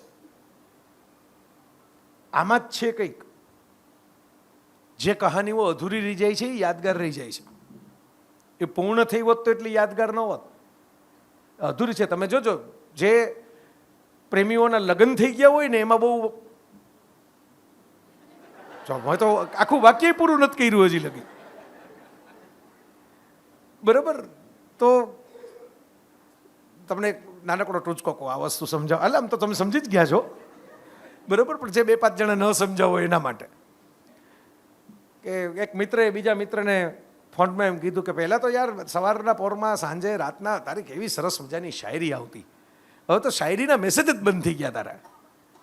એટલે કે જેના માટે લખતો તો એના લગ્ન થઈ ગયા. અરે કે ઓહો બહુ ખરાબ કહેવાય એમ. કે તો દર્દીલી શાયરીઓ લખતો જા, લગ્ન થઈ ગયા તો. અરે કે મારી સાથે જ થયા છે, હવે શાયરી લખવાનો મૂડ જ નથી આવતો લગ્ન થઈ ગયા પછી. એટલે ન મળે એ રોતા હોય છે ને મળી ગયા એ રોતા હોય છે, એવું છે. તો કારણ કે અધૂરપને મધુરપમાં કેમ ફેરવવું ને, આ તો આવા તો ઉદાહરણોનો આપણે ઢગલો કરી શકીએ જેટલા થાય એટલા. એ કળા આપણને શીખવાડવામાં નથી આવી. નવીનભાઈ અધ્યાપક છે, હું કોલેજમાં થોડો સમય ભણાવી ચૂક્યો છું અને હજી એ ભણાવું જ છું. આમ તો ખાલી વર્ગ જુદો જુદો થતો જાય છે દર વખતે. મારું નિરીક્ષણ છે કે આપણે આપણી એજ્યુકેશન સિસ્ટમમાં એક બહુ મોટી ખામી છે કે આપણે છોકરાઓને પરફેક્શનના એટલા બધા ગુલામ બનાવી દઈએ છીએ કે રિજેક્શનનું પેઇન હેન્ડલ કરવાની તાકાત જ એનામાં રહેતી નથી. જૂના જમાનામાં શું હતું કે ભાઈ બહુ આટલું ભણવાનું મહત્વ નહોતું. અમારે એક ડૉક્ટર છે વડોદરામાં, આરબી ભેસાણિયા, નામ સહિત કહું છું એટલે ક્રોસ ચેક કરી શકો કે આગળ ગપ્પુ નથી. ENT સર્જન છે, સારા વક્તવ્યોના આયોજન કરે છે. ઓશો રજનીશનું પ્રવચન ઘણા વર્ષો પહેલાં એમણે રાખેલું જુવાન ઉંમરે, ત્યારથી એમને આ છંદ લાગ્યો કે ભાઈ આ કરીએ. તો ભેસાણીયા સાહેબ કહેતા કે ભાઈ અમારે બધે, અમે મેડિકલમાં ભણ્યા એમાં કોઈને આપઘાતના વિચાર ન આવતા, કોઈને આવું બધું ડિપ્રેશનની દવાઓ ન ખાવી પડતી, સાયક્રિયાટિસ્ટની થેરેપી ન લેવી પડતી. અત્યારે જે છોકરા છોકરીઓ ભણે છે મેડિકલમાં એને તો એટલો બધો મનમાં ભાર થઈ જાય છે ને, બ્રેક લેવો પડે છે ને, ફરવા જતું રહેવું પડે છે ને. શું કામ? કારણ કે અમારા મા બાપા ભણતા, ગામડામાં ખેતી કરતા. અમે ઘરે જઈએ ત્યારે એને એટલી જ ચિંતા હતી કે તું રોટલા ખાશો સરખા કે નહીં, બરાબર, કયું સેમેસ્ટર ને કેટલા માર્ક એમાં એને કંઈ ખબર પડતી નહીં. એટલે અમારી પાસે કોઈ પ્રેશર જ આવ્યું નહીં. અમારે એવા મિત્રો હતા જે 3 વર્ષ ફેલ થયા, તો એના મમ્મી પપ્પા એમ માન્યું કે 7 વર્ષનો કોર્સ હશે.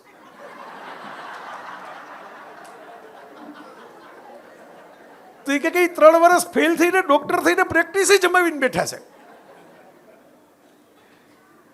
આ બહુ અગત્યની વાત છે મિત્રો. આપણે તો હસતા હસાવતા બધી વાત કરવાની છે. આપણે જો હસવું જ ન હોય તો પછી આ બેસવાનો અર્થ શું? બરાબર, સોગિયું મોટું કરવામાં તો એકાંતમાં બેસવાનું હોય ને, જાહેરમાં બેસો તો હસતું મોટું રાખવાનું હોય. પણ મારે તમને આ વાત ઉપર ધ્યાન ખેંચવું છે. આખી એક એજ્યુકેશન ઇન્ડસ્ટ્રી ચાલે છે પરફેક્શનની, 99.99% વાળી. આ બધાનું ચાલે તો 100માંથી 105% કરી નાખે, બરાબર. અને એમાં મા બાપો પણ ફસાય છે, એમાં છોકરાઓ પણ પીસાય છે. હવે એનું માર્કેટ છે બહુ મોટું. તમે સાંભળ્યું હશે કે કેટલીક જગ્યાએ આપઘાતના બનાવો બને છે. ભારતમાં તો સૌથી વધારે બને છે અત્યારે. આ ભણવાનું પ્રેશર, ટોપ રહેવાનું પ્રેશર, આગળ વધવાનું પ્રેશર, પરીક્ષામાં બેસ્ટ સ્કોર, પરફેક્ટ સ્કોર કરવાનું પ્રેશર. આ એવડી મોટી સમસ્યા છે, પણ કમનસીબે આપણને આ સમસ્યા લાગતી નથી. કારણ કે આપણને રાજકારણના કારણે બીજી એવી 10 સમસ્યાઓ મગજમાં આવી જાય છે કે જેને કારણે આ અગત્યની ઘરમાં ઘૂસેલી સમસ્યા દેખાતી નથી. એવો ફ્રેમ બનાવી દેવામાં આવી છે કે આ આવું કરે એ જ પરફેક્ટ, આ કરે, આ સ્ટેપ કરે એ જ પરફેક્ટ, બરાબર. તમે જોજો ઘણી વખત બધા ગરબા લેતા હોય ને ત્યારે એકાદ નાની ઢીંગલી હોય જે ખાલી એના મમ્મીની આંગળી પકડીને તૈયાર થઈને એમને આવી હોય, એને લેતા આવડે નહીં, પણ એ પોતાની રીતે ઠેકડા મારવાની કોશિશ કરે બાકીના ઠેકડા જોઈને. એ પરફેક્ટ નથી હોતા, પણ ક્યુટ બહુ હોય છે. તમને એનો વિડીયો ઉતારવાનું મન થશે ઓલું આખા ટોળું મૂકીને, બરાબર. કારણ કે એમાં ક્યુટનેસ છે. એનું ભોળપણમાં એને નથી આવડતું એવા પ્રયત્નોમાં તમને એક વહાલું લાગે એવું તત્વ દેખાય છે. આપણે પરફેક્શનની દોટમાં વિદ્યાર્થીઓની, જુવાન પેઢીની ક્યુટનેસ ગુમાવતા જઈએ છીએ, એની ફ્રેશનેસ ગુમાવતા જઈએ છીએ. કારણ કે સતત, અને હંમેશા તમે જોજો માણસ જૂઠું ક્યારે બોલે, બરાબર. જૂઠા બોલવાના કારણો 10 હોય કે પૈસા નથી રહ્યા અને સામે ચૂકવવાના છે, માણસ જૂઠું બોલે, બરાબર. કંઈક છટકી જવું છે કોઈ ઘટનામાંથી એટલે જૂઠું બોલે. હું એ કારણોની વાત નથી કરતો. કોઈ પણ વ્યક્તિ અસત્ય ત્યારે બોલે જ્યારે એની માથે પ્રેશર હોય. પ્રેશર હોય કે આમ કે સાચું બોલીશ તો કેવું લાગશે, એના કરતાં ખોટાથી ચલાવી લ્યો. આખું એક પ્રેશર ઊભું થઈ ગયું છે સમાજમાં કે બ્યુટીફુલ તો આવા જ બ્યુટીફુલ હોવું જોઈએ, શરીર તો આવું જ હોવું જોઈએ, કપડાં તો આવા જ હોવા જોઈએ, કાર તો આવી જ હોવી જોઈએ. આમ સ્ક્રેચ પડે તો એમ કે મોબાઈલ, મેં એવા લોકો જોયા છે કે આમ એક સ્ક્રેચ પડ્યો હોય, મેં એવાય જોયા છે કે આખો સ્ક્રીન તૂટી ગયો હોય, એ મોબાઈલ હલાવતા હોય 2 વર્ષ, કે આપણે તો જોવાથી કામ ને, આટલું તો આપણને જ દેખાઈ જાય છે ને બાકીને ક્યાં દેખાડવું છે, એવું કંઈ ચલાવતા હોય. મેં એવાય લોકો જોયા છે કે એક સ્ક્રેચ પડે એટલે નવો નકર મોબાઈલ કાઢી નાખે, રિસર થ્રો અવે કરી નાખે કે એને હું આવી રીતે ન વાપરું, એમ મારે તો આમ પરફેક્ટ, બરાબર. આ જે વાત છે એનું પ્રેશર મારે તમારું ધ્યાને ખેંચવું છે મિત્રો, કે આપણે જો આની મધુરપ નહીં સમજીએ, અધુરપમાં, તો આખો સમાજ સાયકોલોજીકલી ડિપ્રેશનમાં આવી જશે ગ્રેજ્યુઅલી. જે થઈ રહ્યું છે પણ આપણને દેખાતું નથી, અંદર ખાનેથી થઈ રહ્યું છે. કારણ કે દરેક માણસને એમ છે કે આ પરફેક્ટ લાઈફ જીવે છે ને મારી લાઈફ તો બોગસ છે.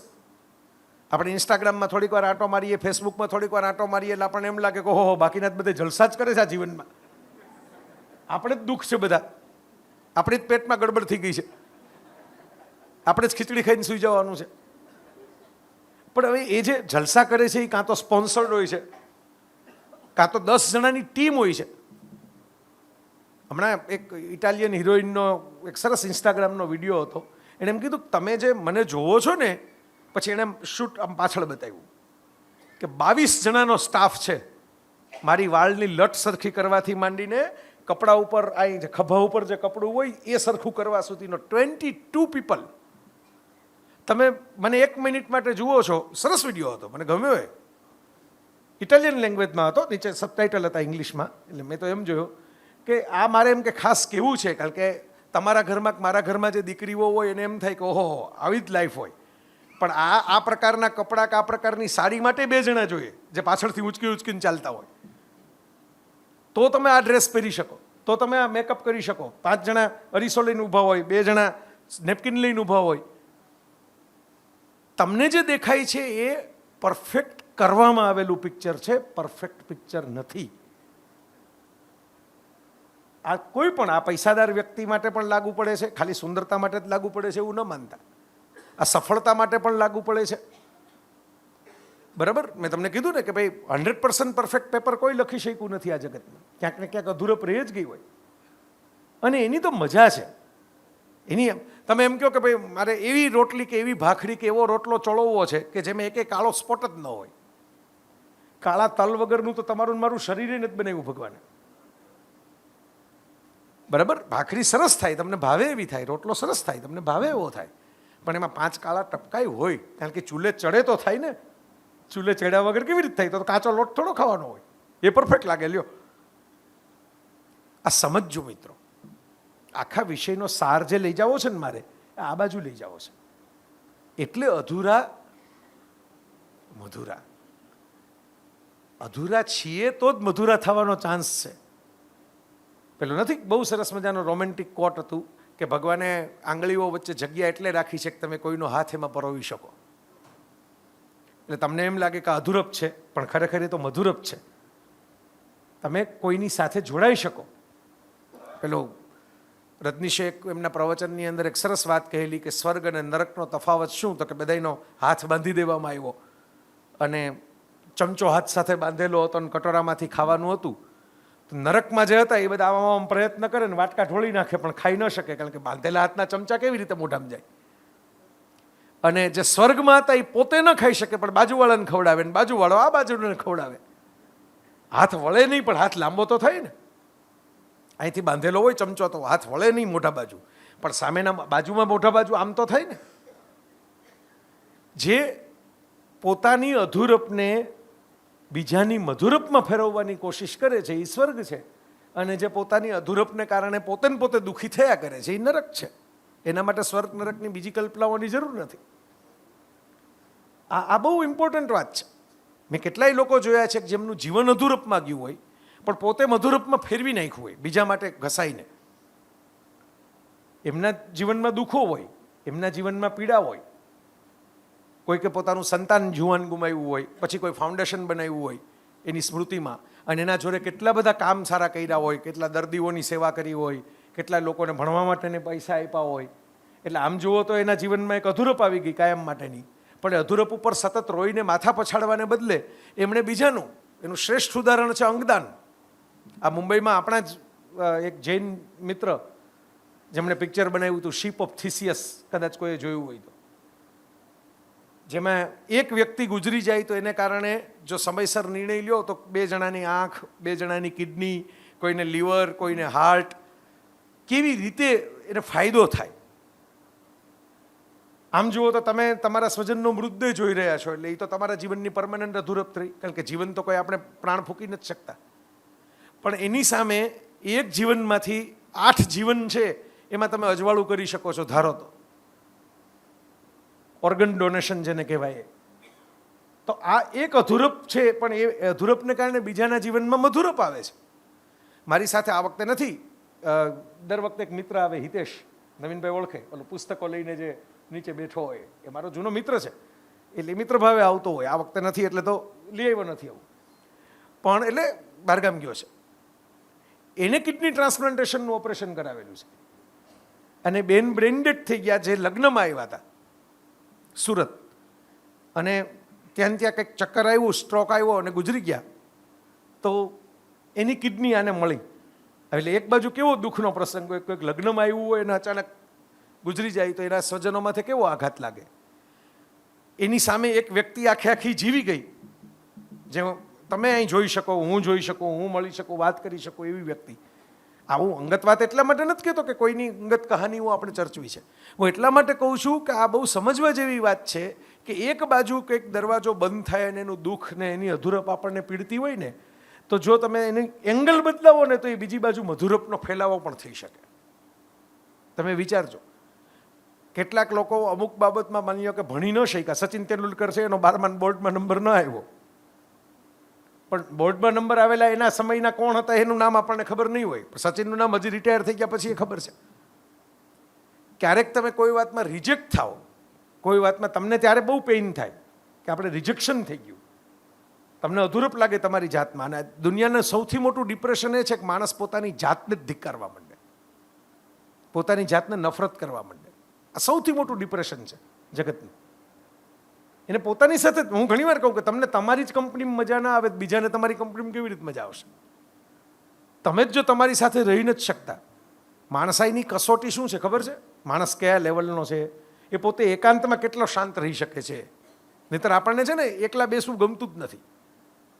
મોબાઈલમાં આમ કરીએ, બરાબર, ટીવીના રિમોટ આમ કરીએ, બારી પાસે જઈને ઊભા રહીએ, બાજુમાં જઈને કોકની સાથે વાત કરીએ, રસોડામાં જઈને કંઈક ખટપટ કરીએ, ઓફિસમાં જઈને કંઈક કોમ્પ્યુટરના બટન દબાવીએ.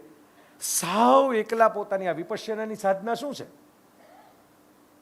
એ તો છે, મહાવીર શું કામ જંગલમાં જતા રહ્યા હતા? એટલા માટે તો જતા રહ્યા કે મારે કોઈ જ નથી જોતું, હું અને મારી જાત. અને પોતાની જાતમાં જે ઉતરી શકે, પોતાની જાતની અંદર જે એકાકાર થઈ શકે, એ તીર્થંકર થઈ શકે.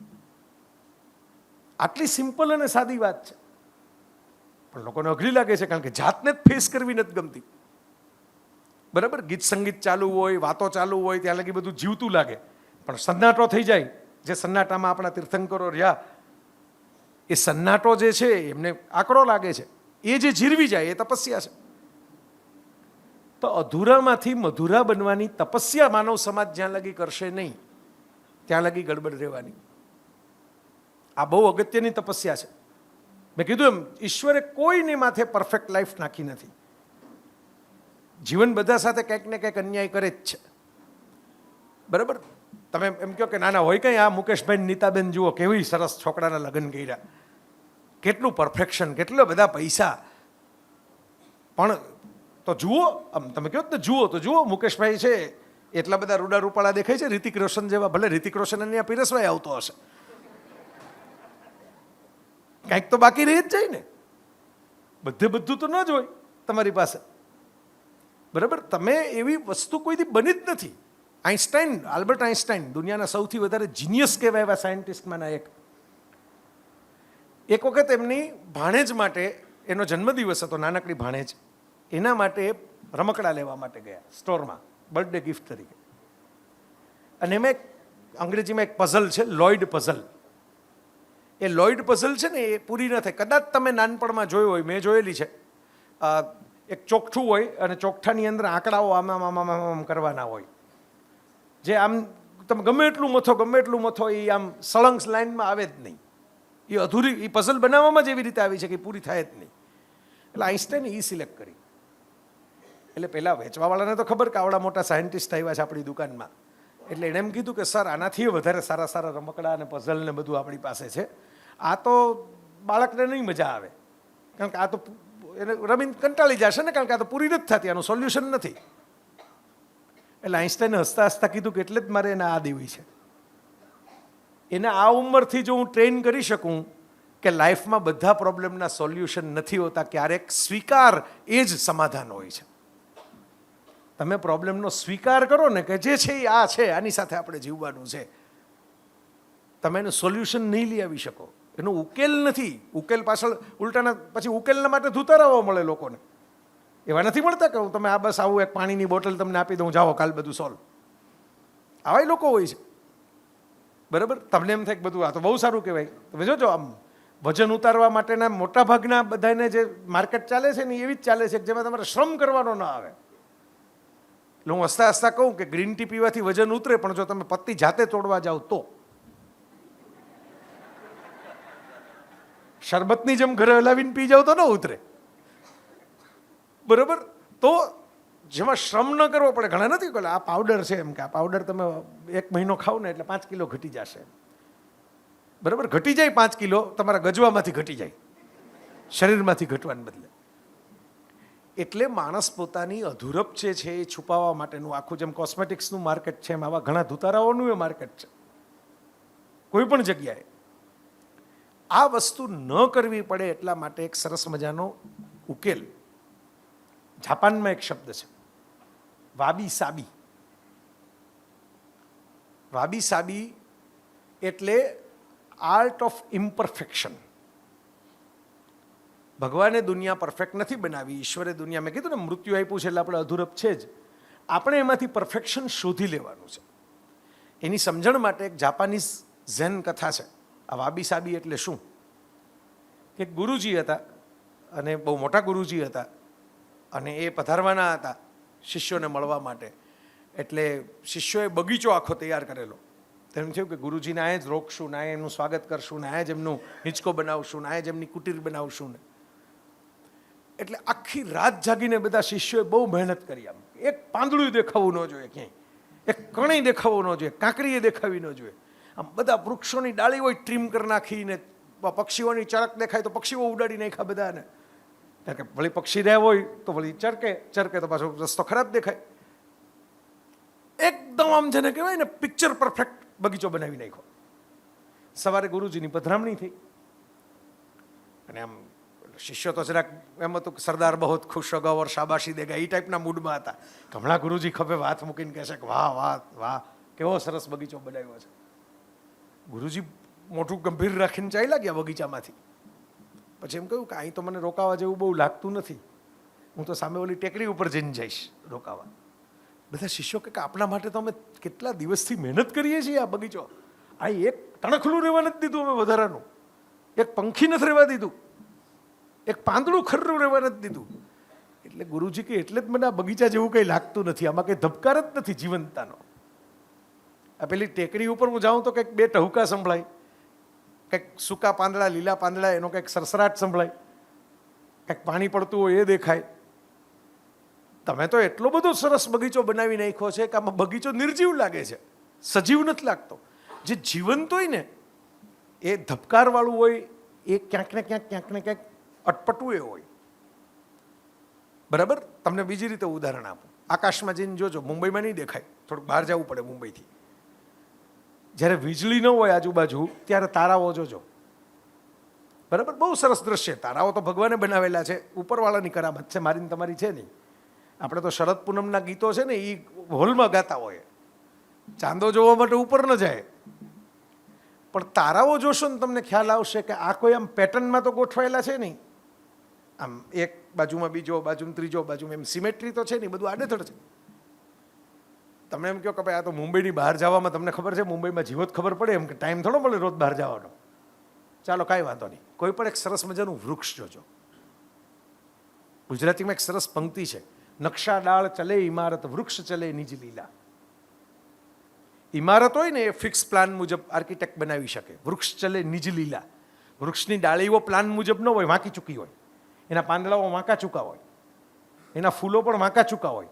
તમને આમ ગુલાબ જોવું બહુ ગમે, પણ એકચ્યુઅલી ગુલાબનું એનાલિસિસ કરો તો બધી પાંદડીઓ વાંકી ચૂકી હોય. જોવું કેટલું સરસ લાગે છે. આ વાબી સાબીનો કોન્સેપ્ટ છે, જાપાનીઝ થેરેપી છે એક પ્રકારની, કે તમે જેને અધૂરપ કહો છો એની અંદરની છુપાયેલી મધુરપ તમે જોઈ નથી શકતા. એમાં કેવી મધુરપ છુપાયેલી છે તમે એને ઓળખવામાં ભૂલ ખાવ છો. એ અધૂરપ છે ને એ વાંકી ચૂકી લાગે છે ને એટલે વૃક્ષ તમને જોવું ગમે છે. એ સિતારાઓ આમ મુઠ્ઠી ભરીને ઘા કર્યા હોય એમ વેરાયેલા છે ને એટલે જ તમને સિતારાઓ છે એ સરસ મજાના લાગે છે, પડદા જેવા નથી લાગતા. પડદાની ટીકીઓ હોય એમ એકદમ સિમેટ્રીમાં ગોઠવેલી હોય તો તોરણમાં તારામાં ફેર તો ખરો ને. તોરણ ગોઠવાયેલું હોય ભરતકામથી, તારાઓ ગોઠવાયેલા નથી એટલે બહુ એક્ઝોટિક, બહુ ભવ્ય લાગે છે. વિલ્ટર કોહેન નામના કેનેડિયન કવિ હતા અને એમણે એક કવિતા તો લાંબી છે, હું તમને નહીં સંભળાવું, પણ એ કવિતાની એક લીટી બહુ સરસ એમણે બનાવી, જે એક લીટી કામની છે કે there is crack in everything. દરેક બાબતમાં તિરાડ હશે, દરેક બાબતમાં તળ હશે. ક્રેક એટલે તળ, તિરાડ. There is crack in everything because from where light will come in. જ્યાં તિરાડ તમે કહો છો ને ત્યાંથી જ હવા ઉજાસ આવતા હોય છે. બરાબર. આમ તમે જડબે સલાક બધું બંધ કરી દો તો એ શ્વાસ લેવાની જગ્યા ક્યાંથી આવે? કારણ કે કોક તળમાંથી પવન આવે છે, કોક તળમાંથી પ્રકાશ આવે છે. તો આપણા જીવનમાં બધું પરફેક્ટ નહીં હોય, ઘણું બધું અધૂરું હશે, ઘણી બધી તિરાડો હશે. ક્યારેક તો એવું હશે કે આપણે ધાર્યું હોય નથી. હમણાંનો સાવ તાજો આ વિષય નક્કી થઈ ગયા પછીનો કિસ્સો કહું. બ્રાઝિલમાં હમણાં એક પ્લેન ક્રેશ થયો અને એની અંદર પ્લેનમાં જેટલા સવાર યાત્રીઓ હતા એ બધા ક્રૂ સહિત બધા ગુજરી ગયા. નાનું પ્લેન હતું, 72 કે 74 જણા કંઈક હતા. વિડીયો છે આનો આવેલો ઓફિશિયલ. શું વિડીયો છે? હવે તમે બધામાંથી કોઈ ફ્લાઇટમાં મુસાફરી કરતા હોય એમાં ખ્યાલ હશે કે ભાઈ હવે બધા પહેલાં તો બધા તમે છેક લગી અંદર જતા ને એવું ઘણું થતું. હું નાનો હતો તો અમારા રાજકોટ એરપોર્ટે જઈ શકતો અંદર, કોઈક આવ્યું હોય તો જોવા માટે. પણ હવે તો બધું બંધ થઈ ગયું, સિક્યોરિટીના કેટલા બધા લફરા આવી ગયા. હવે એને કારણે એવું થઈ ગયું છે કે બોર્ડિંગના અમુક ગેટ બંધ થઈ જાય. કદાચ તમને અનુભવ હશે, મને થઈ જ ગયો છે આવો અનુભવ, તમને કદાચ થયો હશે. કે બોર્ડિંગ ગેટ બંધ થઈ જાય પછી એ લોકો એન્ટ્રી ના આપે. તમે એમ કહો કે હું તો પહોંચ્યો કે આ તે, પણ એમ કે અંદર ગેટ બંધ થઈ ગયો, હવે એમ કે તમે બીજી ફ્લાઇટમાં જતા રહ્યો. તેવી રીતે એક ભાઈ મોડા પહોંચ્યા. એમ કીધું ભાઈ હું તો મને એનાઉન્સમેન્ટ સંભળાવવાનું નહીં, આમ તેમને. જે છોકરી ઊભી હતી કાઉન્ટર ઉપર એની ઉપર ગરમ થઈ ગયા. આ તો કેમ ચલાવી લેવાય ને, મેં ટિકિટના પૈસા ખર્ચા છે ને, તમારે મને ગોતવો જોઈએ ને, તમારે મને કહેવું જોઈએ ને, સરખું એનાઉન્સમેન્ટ કરવું જોઈએ, મને સંભળાય એવું ને. રાડ કરી મૂકી, મને પૈસા પાછા આપો ને મને બીજી ફ્લાઇટ કેમ મળશે ને, આમ તેમ મળશે ને. હવે ઊભો ઝઘડો કરતા હતા ત્યાં જ 15-20 મિનિટમાં સમાચાર આવ્યા કે પેલી ફ્લાઇટ ક્રેશ થઈ ગઈ. વિડીયો છે, મેં કીધું એમ તમે સર્ચ કરશો ગૂગલમાં મળી જશે. તો અચાનક ઓલા પાન પસંદની જૂના જમાનામાં જાહેરાત ન આવતી, ખબર હોય તો, એટલે શાદી ઓર તુમસે કભી નહીં, અને પછી આમ શાદી ઓર તુમસે નહીં તો, એવો મૂડ સ્વિંગ આવ્યો ભાઈમાં. જે છોકરીને 20 મિનિટથી ગગલાવતા હતા, દેશી ભાષામાં કહું તો, કે કેમ મારું પ્લેન તમે ચૂકાવી દીધું ને, કેમ તમે મને કીધું નહીં ને, કેમ મને તમે એન્ટ્રી ન આપી. એ કે વાહ તમે તો દેવદૂત છો, યુ આર એન્જલ, તમારા કારણે મારો જીવ બચી ગયો. આ જેટલા અંદર ગયા એ તો મરી ગયા, અને મેં ફ્લાઇટ મિસ કરી, હું તો બચી ગયો. તો એ નાચે છે રીતસર, નાચવા માંડ્યા ભાઈ. બરાબર કે હમણાં હું તો હમણાં જ અંદર, હજી 20 મિનિટ પહેલાં તો અંદર ઘૂસી ગયો હોત, અને ફ્લાઇટ જેવી ટેક ઓફ થઈ ભેગી પડી ગઈ. હવે વિચાર કરો, આ તમારા ને મારા બધા સાથે કોઈ પણ ક્ષણે બનતું હોય છે. તમને જે વસ્તુ એમ લાગે ને કે આ તો બહુ ખોટું થયું, બહુ ખરાબ થયું, એ કદાચ એવું બને કે લાંબા ગાળે બહુ સારા પરિણામો લઈ આવે જો તમે એને પોઝિટિવલી લ્યો તો. પણ તમે એને નેગેટિવલી લઈને, નફરત કરીને, ગુસ્સો કરીને, તમારી જાતને બીજાઓને પીડા આપીને, માથાકૂટ કરીને, કકળાટ કરીને, આ બધા શબ્દો હું જાણી જોઈને વાપરું છું, આ બધું આપણે કરતા જોઈએ છીએ, એટલે ત્યાં બેઠા રહ્યો માથા પછાડતા તો કંઈ સારા પરિણામો ન આવે. મારા પોતાના જીવનમાં બનેલું છે. નવીનભાઈ મારા જીવન વિશે મેં ઘણી વાતો કરેલી છે. અમારે ક્યારેક ફોન 1.5 કલાક ચાલે. મારા પપ્પા બીમાર હતા ત્યારે નવીનભાઈના ફોન આવતા. તો મારા જીવનમાં એવું બનેલું છે કે એકચ્યુઅલ મેં પહેલાં એમ વિચાર્યું હતું કે ભાઈ હું સાયન્સનો કોર્સ કરીશ અને મને એમાં રસ હતો બહુ. તો એમાં રિઝલ્ટ ચેન્જ થયું. જે તે વખતે હું કોર્ટમાં ગયો કે આ પરિણામ મારું નથી, પણ કોર્ટનું પરિણામ આવે, આપણે તો કોર્ટ કઈ ગતિએ ચુકાદા આપે છે તમને બધાને ખબર જ છે. વડાપ્રધાનોની હત્યા થઈ હોય એના ચુકાદા 17 વર્ષ આવતા હોય છે. રાજીવ ગાંધીના હત્યાનો કેસ એમના વાઇફ સોનિયા ગાંધીની સરકાર હતી ત્યારે છેક આવ્યો, એટલે કેટલા વર્ષો જતા રહ્યા એની વચ્ચે, વિચાર કરો. તો મને ત્યારે એમ લાગતું હતું કે આ તો ખોટું થયું, મારી સાથે અન્યાય થયો. હું તો, આપણે કંઈ કોઈનું ખરાબ નથી કર્યું, આપણા મા બાપે કોઈનું કંઈ ખરાબ નથી કર્યું. તો આ બધા જે વાતો કરે છે સાત્વિકતાની, આ બધા તો ખોટા છે. આવી સાત્વિકતા તો દંભ છે. આમ તે એવા મને બળવાખોર વિચારો આવતા હતા ત્યારે. બરાબર. થયું એવું કે એને કારણે હું જે કોલેજની અંદર ગયો ત્યાં જે અધ્યાપકો મળ્યા ને એને કારણે મેં, કારણ કે આ બધું મનમાં પેલો ધૂંધવાટ હતો એટલે મેં આ બધી કો કરિક્યુલર એક્ટિવિટીમાં ભાગ લેવાનો શરૂ કર્યો. નિબંધમાં, વક્તૃત્વમાં, ક્વિઝમાં. તો એની ઓટોમેટિક તાલીમ થતી ગઈ, બોલવાની, લખવાની. બરાબર. તો મને ખબર નહોતી કે આ કોઈ પ્રકારની પૂર્વ તૈયારી ચાલી રહી છે. પછી કોલેજમાં મેં નોકરી કરી. કોલેજનો પ્રિન્સિપલ બન્યો બહુ યંગ ઉંમરે. મારા મમ્મી બીમાર થયા અને પછી મને એમ લાગ્યું કે આ તો બે વસ્તુ નહીં થઈ શકે, મા ભેગું રહેવાનું ને નોકરી કરવાની. મેં નોકરી છોડી દીધી. ઘણા લોકોએ કીધું કે આ તો તમારું ફુલિશ ડિસિઝન છે, કારણ કે પેન્શનવાળી નોકરી તો પૈસા દેતા મળે નહીં, તમે ક્યાં રાજીનામું આપીને નીકળ્યા. હવે વિચાર કરો કે હું એમ માનું છું કે ત્યારે આપણને નિયતિની રમત, જેમ આપણે ઓલા ઘણા ન આવતા કનેક્ટિંગ ધ ડોટ્સ, ટપકા જોડો ને બિલાડી બનાવો. બરાબર. નાના હોય ત્યારે આવું કદાચ તમે છાપામાં ને એમાં આવતું. ત્યારે આપણને પહેલાં ટપકું જોડો ને એમ સીધો આકાર ન દેખાય, પછી આમ પૂરું થાય ને ત્યારે આકાર દેખાય. હવે આજે જેને કારણે હું આ દુનિયા ફરી શકું છું, કેટલા બધા દેશો જોઈ શક્યો, કેટલા બધા લોકોનો પ્રેમ મળ્યો, કેટલા ઓળખતા થયા, પુસ્તકો થયા, જે ટૂંકમાં જીવનનો આનંદ કહેવાય એ તમે માણતા થયા, એ કદાચ એ દિશામાં હું તો જવાનો જ નહોતો ઓરિજિનલી, તમે મને પૂછો તો. એટલે જાણે કોઈ અદૃશ્ય હાથે ધક્કા મારીને ધીમે ધીમે ગિયર ચેન્જ કરી અને શિફ્ટિંગ કરી નાખ્યું. જો ત્યારે મેં સ્પર્ધાઓમાં ભાગ ન લીધો હોત, નિબંધ, વક્તૃત્વ શું કરું છું, લેખો લખું છું, પુસ્તકો લખું છું, પ્રવચનો કરું છું. મને પોતાને એવું લાગે છે કે ત્યારે જે અધૂરપ લાગતી હતી એનો ખરેખર સંદેશ છે એ મધુરપનો હતો. જો એનો સ્વીકાર કર્યો પોઝિટિવલી, તો આજે એવું થયું કે મારી સાથે ભણનારા અમુક કેટલાક ડૉક્ટર થયા, કેટલાક બહુ મોટા ખરેખર એન્જિનિયર થયા, સરકારી અધિકારીઓ થયા, પણ એ લોકો મને ફોન કરીને કહેતા હોય છે કે ભાઈ તું એક આ વિડીયો બનાવી દે ને. એટલે હું કહું કે તમારે શું જરૂર છે મારા વિડીયોની, તમારી પાસે તો મારા કરતાં ઘણું બધું વધારે છે. પણ કે અમને કોઈ ઓળખે નહીં ને, તને બધા ઓળખે એટલે તું વિડીયો બનાવી દે અમને. તો આ મારા જીવનની મેં તમને નાનકડી એક વાત એટલે કીધી કે આપણે ક્યારેક ઉતાવળમાં એમ માની લેતા હોઈએ છીએ કે ભગવાને મારી સાથે બહુ ખોટું કર્યું, મારી સાત્વિકતાનો પુણ્યનો બદલો ન આપ્યો. પણ કોને ખબર છે કે એ તમને કોઈક જુદી દિશામાં લઈ જવા માગે છે અદૃશ્ય હાથે, અને ત્યાં લગીની ધીરજ તમારી નથી એટલે તમને ખોટું લાગે છે. પણ કદાચ 20 વર્ષ પછી 25 વર્ષ પછી પાછા જોશો ત્યારે તમને એમ લાગશે કે ના, જે થયું એ બરાબર થયું હતું. આ થયું તો આપણે અહીં લગી પહોંચ્યા. આ તૂટ્યું હંમેશા એવું હોય ને, બીયું છે ને એ ત્યારે જ ઉગે ને કે જ્યારે માટી તૂટે. અને આજની છેલ્લી વાત આપણી, કારણ કે પ્રશ્નોત્તરીનો સમય થઈ ગયો છે. મને નવીનભાઈએ કીધું હતું, મેં કીધું હતું હરખથી, આ નવું છે, લ્યો આપણે કરશું. દર વખતે હું 1 વે ચાલતું હતું, આ વખતે 2 વે થશે. તો આજે છેલ્લી વાત તમે સમજજો, કોઈ પણ નવી કૂપળ ફૂટે ત્યારે ઉપર માટી હોય તો બીયું ઉપર તો માટીનું થર છે, નીચેથી તૂટે, બીયું તૂટે પછી જ કૂપળ બહાર આવે, પછી જ કોટો બહાર આવે વનસ્પતિનો. તો આ નિયમ છે કે કશુંક નવું સર્જન થાય એના માટે કશુંક તૂટે. ઘણી વખત અમુક સંભાવનાઓ છુપાયેલી હોય, આપણે એને પૂરેપૂરી સમજી નથી શકતા. એક રિચાર્ડ બાક નામના લેખકની એક બ્રિજીસ એક્રોસ ફોર એવર નામની નવલકથા હતી. એમાં 2 પાત્રો છૂટા પડી જાય છે, પ્રેમી અને પ્રેમિકા. અને એમાં છેલ્લે એક પત્ર લખે છે, જે સ્ત્રી છે એ પુરુષને પત્ર લખે છે. અને એમાં ઘણું બધું લખે છે, 2 વચ્ચેના મતભેદોનું, પ્રેમનું, સારી ક્ષણો, નબળી ક્ષણો, બધું લખે છે.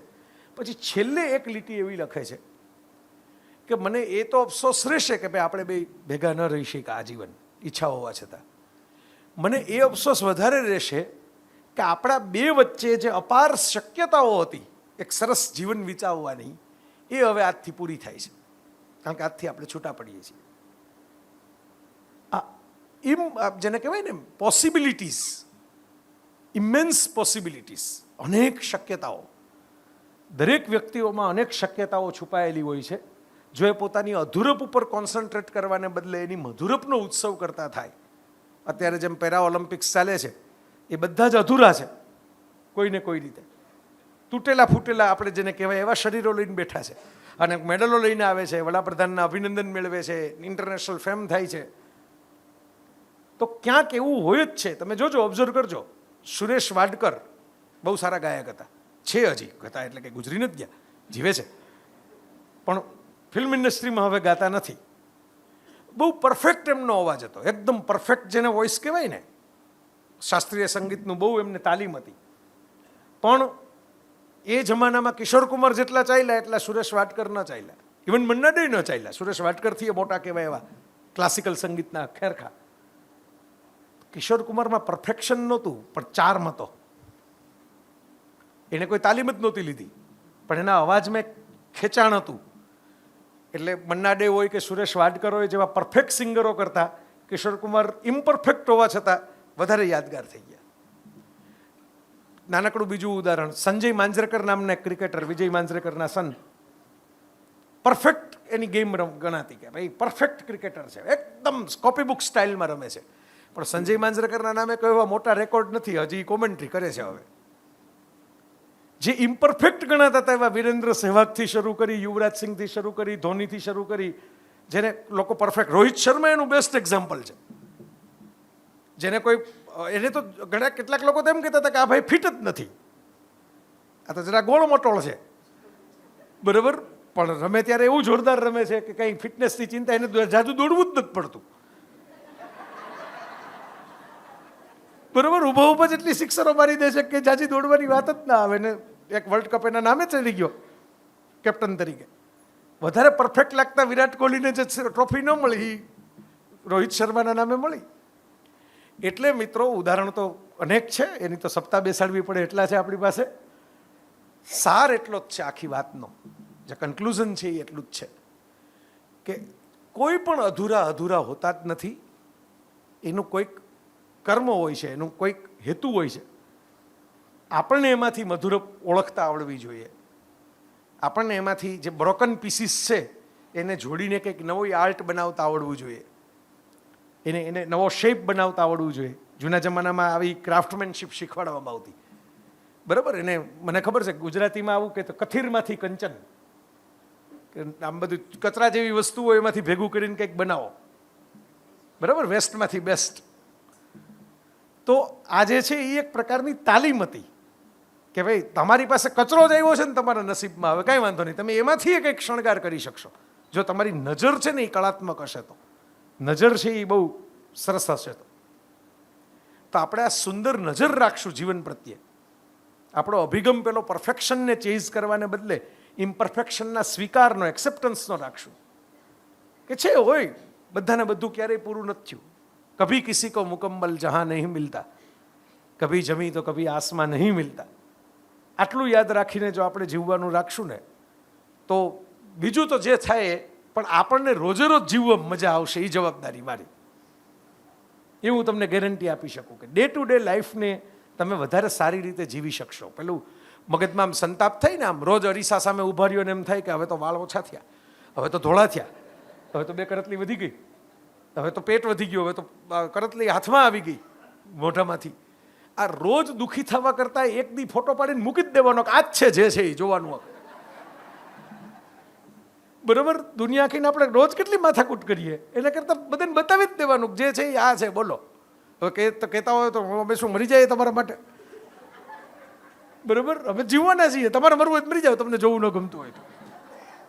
આ બહુ દેશી કહું તમને કહું છું, પણ છે બહુ સાચું. જે તમને બહુ આવી ટપ ટપ ટપ ટપ કરે ને, બરોબર, એને તમારે એમ કહી દેવાનું ભાઈ તમને વાંધો હોય તમે, બરોબર, અમને જ કંઈ વાંધો નથી આ જીવવામાં, અમારો જે છે એ અમે સ્વીકાર ભાવથી કરેલું છે. અને આ સ્વીકાર ભાવ પણ એક પ્રકારનું આપણું આ દર્શન છે, પ્રતિક્રમણનું એક દર્શન છે સ્વીકાર. એટલે મેં આ વિષય, જેટલા વિષય પસંદ કર્યા છે એમાં ક્યાંક જૈન દર્શનની છાંટ છે. આ સ્વીકાર ન થઈ શકે તો પ્રતિક્રમણ ન થઈ શકે, કારણ કે સ્વીકાર પછી બાકીની વસ્તુઓ શરૂ થાય, પછી આત્મખોજ શરૂ થાય, પછી સ્વસંવાદને નિરીક્ષણ શરૂ થાય, પછી એમાંથી રેક્ટિફિકેશન, ઉપચાર શરૂ થાય. સ્વીકાર ન થાય ત્યાં લગી ઉપચાર ક્યાંથી થાય? મોરારી બાપુ ઘણીવાર કહે છે કે ભાઈ હું સુધારક નથી, સ્વીકારક છું. સુધારક થવું હોય તો બહુ મોટી જગ્યા જોઈએ, હું તો સ્વીકારક છું. કોઈ પણ માણસ આવે હું એનો સ્વીકાર કરું. એટલે ગણિકા બહેનોની કથા કરી તો એટલે બહેનો બધા, હું હાજર હતો, મળવા આવ્યા નવીનભાઈ કે ભાઈ તમે બાપુ 9 દી કથા કરીને જતા રહેશો, પછી અમારું શું? બાપુ એમ કીધું કે ભાઈ હું તો બધા મને બાપુ બાપુ કહે છે તો હું તમારો બાપ. તમારે છોકરાઓ છોકરીઓના કાંઈને લગ્ન કરવા હોય, કાંઈ પણ હોય, કન્યાદાન હું કરીશ. તમારે હું બધે પહોંચી ન શકું, તમે હું ત્યાં આવી જાજો, કન્યાદાન કરવાની જવાબદારી મારી. અને કરેલા છે, આ તો બહુ એની જાહેરાતો નથી થઈ, પણ મને ખબર છે કે એવા કરેલા છે. તો મેં બાપુને પૂછ્યું કે મેં કીધું આ તો અઘરું કહેવાય, ભલભલા લોકોથી નથી થતું આ.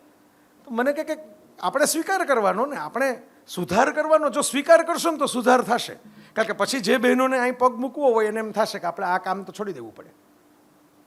આપણે બાપુ આપણા બાપ થઈને બેઠા હોય ને આપણા છોકરાઓના કન્યાદાન કરતા હોય તો આપણે થોડું આ કામમાં રહેવાય. પછી મને કે આપોઆપ સુધારા થતા જાય. પેલા સ્વીકાર તો કરો, એને આવવા તો દો. એ લગી આવવા જ ન દો ને ધક્કા મારશો તો કોઈ દી સુધારો નહીં થાય. આ વસ્તુ મને બહુ કામની લાગી એટલે મેં તમારી સાથે શેર કરી. હવે તમારા પ્રશ્નો, મને નવીનભાઈ કહ્યું છે કે પ્રશ્નો અલગ અલગ બાજુથી પૂછાય તો બધાને સંભળાય નહીં, એટલે હું પ્રશ્ન રિપીટ પણ કરી દઈશ માઇકમાં અને પછી જવાબ આપીશ. મારે બીજી કંઈક સિક્રેટ વાત કરવી છે જે તમારામાંથી ઘણાને ખબર નથી, એટલે હું વચ્ચે અડધી મિનિટ લઉં છું. પહેલા દિવસે બેન હતા, બ્રાન્ડ નેમ. ગઈકાલે કાજલબેન હતા, બ્રાન્ડ નેમ. આજે જયભાઈ છે, બ્રાન્ડ નેમ. એટલે તમે બધા બ્રાન્ડ નેમ જોઈને ઘણા બધા લોકો આવો છો, સારી વાત છે, બહુ સારી વાત છે. પણ મારે એ કહેવું છે કે હવે પછીના જે 4 છે, સત્ય કહું છું, મને કોઈ સ્વાર્થ નથી આમાં. એ 4 બ્રાન્ડ નેમ છે કે નહીં, પણ વક્તૃત્વમાં, જ્ઞાનમાં, એક્સપ્રેશનમાં આપણને સમજાવવામાં આ ત્રણેય કરતાં જરાય ઉતરતા નથી જ. અને એક ખાનગી વાત કહું તો આ લોકો જેટલી તૈયારી કરીને આવે છે ને એના કરતાં હવે જે આવશે ને એ તૈયારી વધારે કરીને આવશે. જો તમે ગેરહાજર રહ્યો ગુમાવશો, ઘણું ગુમાવશો.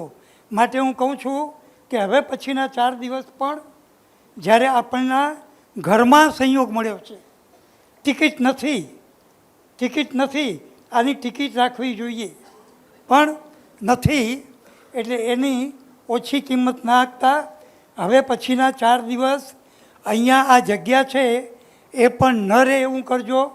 તમે આગળના જે 3 મળ્યા ને એના કરતાં હવે પછીના 4 વિદ્વાન કદાચ ઓછા હશે પણ એમના પ્રવચનો વધારે સારા હશે એની ગેરંટી છે. Thank you. નવીનભાઈએ કીધું એમાં એક પૂર્તિ એ કરી દઉં કે આ બહુ અગત્યની વાત છે કે અમે બધાએ ક્યારેક તો નવા જ હતા ને, જે બ્રાન્ડેમ કોઈ પણ બ્રાન્ડ પહેલાં તો નવી જ હોય ને. સાબુય નવો આવે જીવનમાં, પછી તમે ઉપયોગ કરો ને તમને એમ થાય કે આ તો બહુ સારો છે, 5 જણાને કયો, ધીરે ધીરે વખણાઈ જઈને ટોચ ઉપર જતા રહે. એટલે જગતમાં કાંઈ પણ કોઈ પણ વસ્તુની ક્યાંક શરૂઆત તો થતી જ હોય છે. હમણાં એની તો આપણે વાત કરતા હતા. ક્વેશ્ચન બધું આ તો બહુ એવો વરસાદ ક્યારે પડ્યો જ નથી આ પૃથ્વી ઉપર કે જેને બધું પાણી ખેતરમાં જ જાય. ક્યાંક તો આડું અવળું થાય ને. અરે વાહ, થેન્ક યુ. તો જીસસ ક્રાઇસ્ટ માટેનું જે ઘટના બની હતી, પેલી બધા પથરા મારતા હતા, મેરી મેકડોલિનને એમણે બચાવ્યા, એના માટે નિરંજન ભગતે બહુ સરસ કવિતા લખેલી, જેણે પાપ ન કર્યું એ કે પહેલો પથ્થર ફેંકે. એટલે આ તો બધા તપસ્વીઓ જ ભેગા થયા છે, એટલે જેણે પાપ ન કર્યું એ કે પહેલો પ્રશ્ન ફેંકે.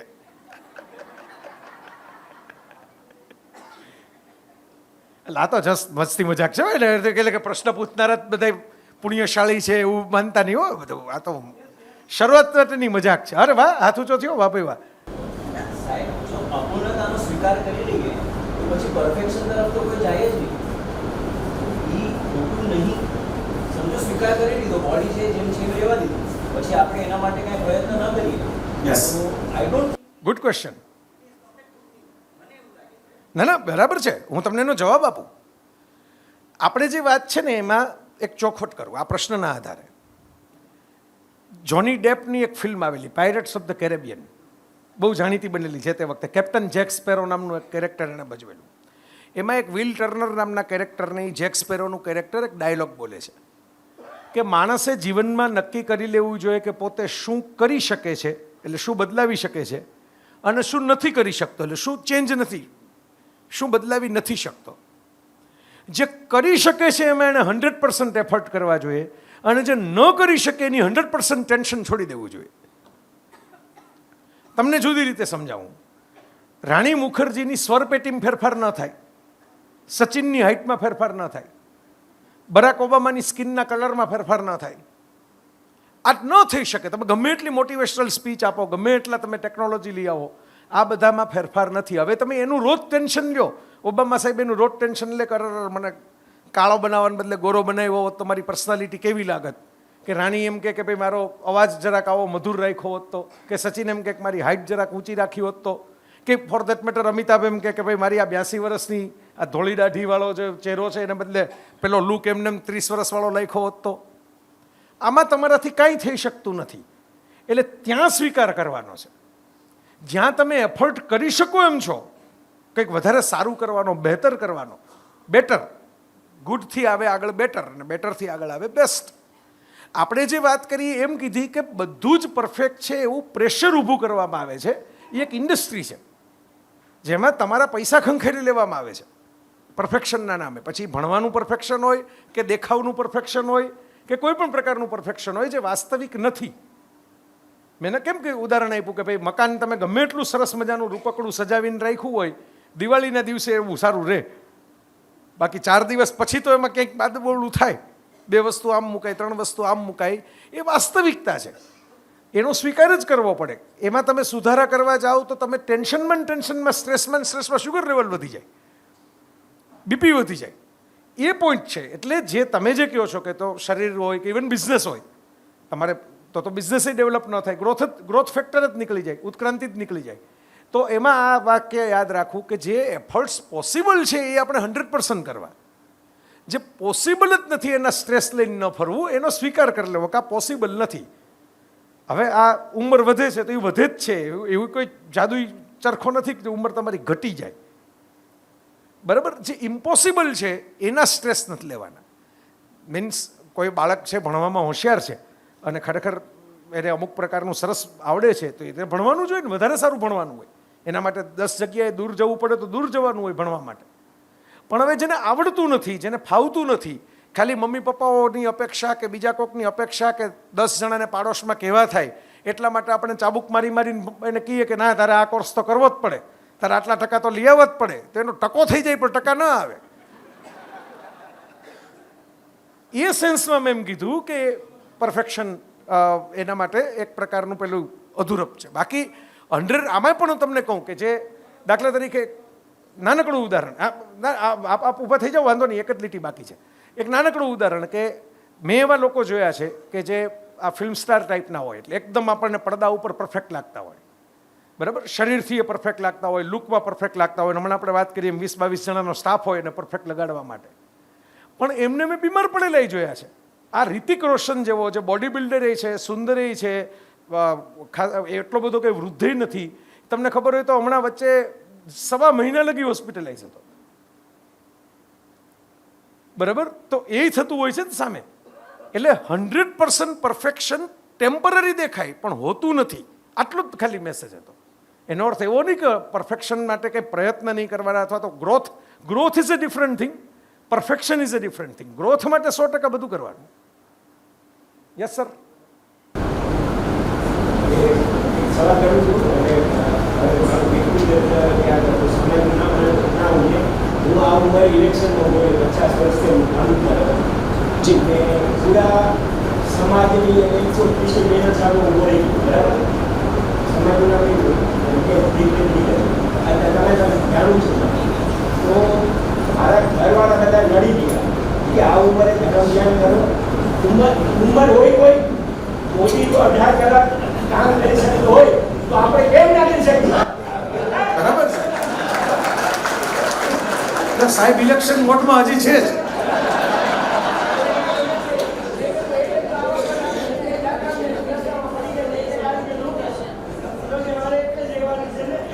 બરાબર જ છે. હું તો કહું જ ચૂક્યો, તમે તો લાયકાત પુરવાર કરી દીધી ઇલેક્શન લડવાની. આખા સમાજ સામે હું એટલો લડી ગયો છું, મારું ઇલેક્શન ફોર્મ લીધું નહીં અને હજી મારા દીકરાઓ આખા સમાજના મુદ્દીઓ પર મને જવાબ નથી આપતા. બોલો, મારા સમાજના કોઈ દીકરા નહીં કરતા, હું જાહેરમાં કહું છું, હું ડરતો નથી, પણ અમારા સમાજના દીકરા નહીં કરતા પછી મને મળજો, હું તમને નંબર આપી તમે ઘણી વખત સાંભળ્યા છે અમારા સમાજના દીકરાઓ છો. થેન્ક યુ સાહેબ. સમાજે છોડ દેગા, ધર્મને કો છોડ દેગા. આમાં મારે કેવું નહીં પડે માઇક ઉપર કે એમનો શું પ્રશ્ન છે. ના જો હવે આમાં મુદ્દો તમને સમજાવું, કહું પણ તમને જવાબ તો આપું. તમારો જુસ્સો તો જોરદાર નર્મદ જેવો છે. નર્મદ તો એના માટે જોસ્સો શબ્દ વાપરતા, જુસ્સો નહીં જોસ્સો, એટલે ઓલું how is the josh, high sir, એ વાળી વાત છે. મુદ્દો તમારો જરાય ખોટો નથી. કોઈ પણ ઉંમરે માણસ કોઈ પણ કામ કરે એમાં બીજા કોઈને શું વાંધો હોવો જોઈએ જો એને વાંધો નથી તો બરાબર. આપણે એની તો હમણાં આટલી બધી લાંબી ચર્ચા કરી, એ મુદ્દો આપણે કંઈ કરતા જ નથી. એટલે તમે જે કંઈ કરો છો એમાં તમને અંદરથી મજા આવતી હોય ને તમને એમ લાગે કે મારે આમાં ધુબાકો મારવો જ છે, તો આપણા દેશમાં તો રિટાયર થઈ ગયેલા લોકો પ્રાઇમ મિનિસ્ટર થઈ ગયા છે. નરસિંહ રાવ તો રિટાયર થઈ ગયા હતા, ચૂંટણી લડ્યા જ નહોતા. રાજીવ ગાંધીનું મર્ડર થયું તો નરસિંહ રાવ છે એ પ્રાઇમ મિનિસ્ટર થઈ ગયા રાતોરાત, ચૂંટણી પછી લડ્યા પ્રાઇમ મિનિસ્ટર થઈને. એટલે આપણે ત્યાં તો પ્રેરણાઓનો ભંડાર છે. કેટલાક લોકોની તો કારકિર્દી 80 વર્ષે શરૂ થઈ ભારતમાં, એવું છે. એટલે તમે એ ટેન્શન લેતા નહીં કે ભાઈ આમાં મારું ઇલેક્શનમાં હું આ ઉંમરે ઊભો રહ્યો. મારું જુદું કહેવાનું છે. મારું એમ કહેવાનું છે કે જે એનર્જી તમારી પાસે છે, જે સ્ટ્રોંગ વિલ પાવર તમારી પાસે છે, જે તમે વાણી હમણાં બતાવી પ્રભાવશાળી, એ તમારી પાસે છે. હવે ધારો કે તમને એમ લાગે કે આ તો વેડફાઈ રહી છે, આજે હું ઇલેક્શન લડું છું એમાં આટલા બધા લોકો, કારણ કે ઇલેક્શનમાં મુશ્કેલી શું છે, તમારું વ્હીલ નથી ચાલતી, બાકીનાઓની વ્હીલ ચાલે છે. હું ચૂંટણી લડું એટલે હું ઉમેદવારી પત્રક ભરવા સુધી જ મારી વ્હીલ ઉપર છું. બાકી તો મને મત કેટલા મળે એ બીજાની વ્હીલ છે ને. બાકીના એપ્રૂવ કરે તો મને હું ચૂંટાવું ને, બાકીને એપ્રૂવ ન કરે તો હું તો હારીને ઘર ભેગો થઈ જાઉં. એટલે આ એવું ક્ષેત્ર નથી કે જેમાં માત્ર આપણી મરજી ચાલે. આ હું તમને સમજાવવા માગું છું. હું ધારો કે એક ઉદાહરણ માટે કે ભાઈ 90 વર્ષની ઉંમરે એક માણસ એમ નક્કી કરે કે ભાઈ આપણે તો લેપટોપ શીખવું છે, દોડવા જવું છે, કે આવી 10 વસ્તુ, ડાન્સ કરવો છે, એમાં એની પોતાની વ્હીલ છે. લોકોને ગમે કે ન ગમે, આપણે હમણાં વાત કરી કે તમે ન ગમે તમે આઘા જાઓ, રાઈટ. પણ જ્યારે તમારે બીજાઓની એપ્રુવલ ઉપરના કામ કરવાના છે કે જેમાં બીજા 100 જણાની એપ્રુવલ મળે તો તમે કામ કરી શકો એમ છો, એમાં તમારે વ્યવહાર દયા થવું પડે. કારણ કે છૂટકો નથી, તમે ક્યાં જાઓ. આપણો એકલાની મરજી ચાલતી નથી. જેને તમે ચૂંટણી કહો છો, શબ્દમાં જ છે ચૂંટણી, ઇલેક્શન, બરાબર. એટલે જે મુકેશભાઈ છે એ એમના દીકરાના લગ્નમાં ભજીયા ખાય કે ગોગલ્સ ચડાવીને શાહરૂખ ખાન ભેગો ડાન્સ કરે, કોઈ રોકવાનું નથી. 10 વર્ષ પછી કરે તોય કોઈ રોકવાનું નથી, કારણ કે એમનું પ્રાઇવેટમાં કરે છે. પણ એ જ મુકેશભાઈ રિલાયન્સના હેડ તરીકે 5 ડિસિઝન લે તો શેર બજારમાં 5 જણા શેરના ભાવ વધારે ને 5 જણા શેરના ભાવ ઘટાડે, એવી વાત છે.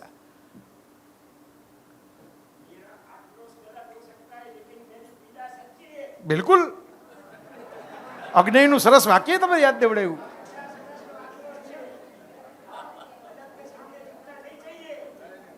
બિલકુલ બિલકુલ બિલકુલ. પણ તમને કહું, બિલકુલ બિલકુલ, તમને આ બીજા લોકોને ફાયદો થાય એવું કહું.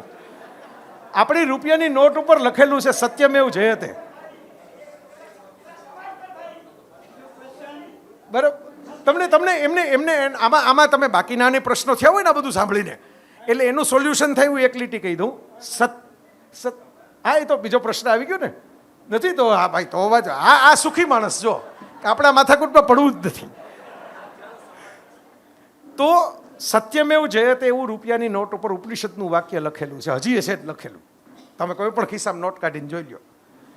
મનુભાઈ પંચોળી દર્શક, હું કોલેજમાં ભણતો ત્યારે પ્રવચન કરવા આવ્યા. આજે તો બહુ વધી ગયું, પણ ત્યારે બધો ભ્રષ્ટાચારના અંતે બધું તો હતું જ. આપણે જુવાન ઉંમર હોય એટલે વધારે સેન્સિટિવ હોય, એટલે વધારે બધું પ્રેક્ટિકલ ઘણું બધું અનુભવ ઓછા થયા હોય.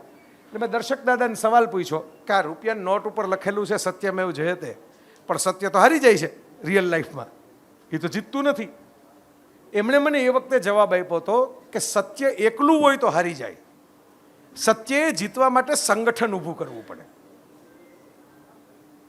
અને આ બહુ, જો રામે સંગઠન બનાવવું પડ્યું, હનુમાન, સુગ્રીવ, બરાબર, વાનર સેના.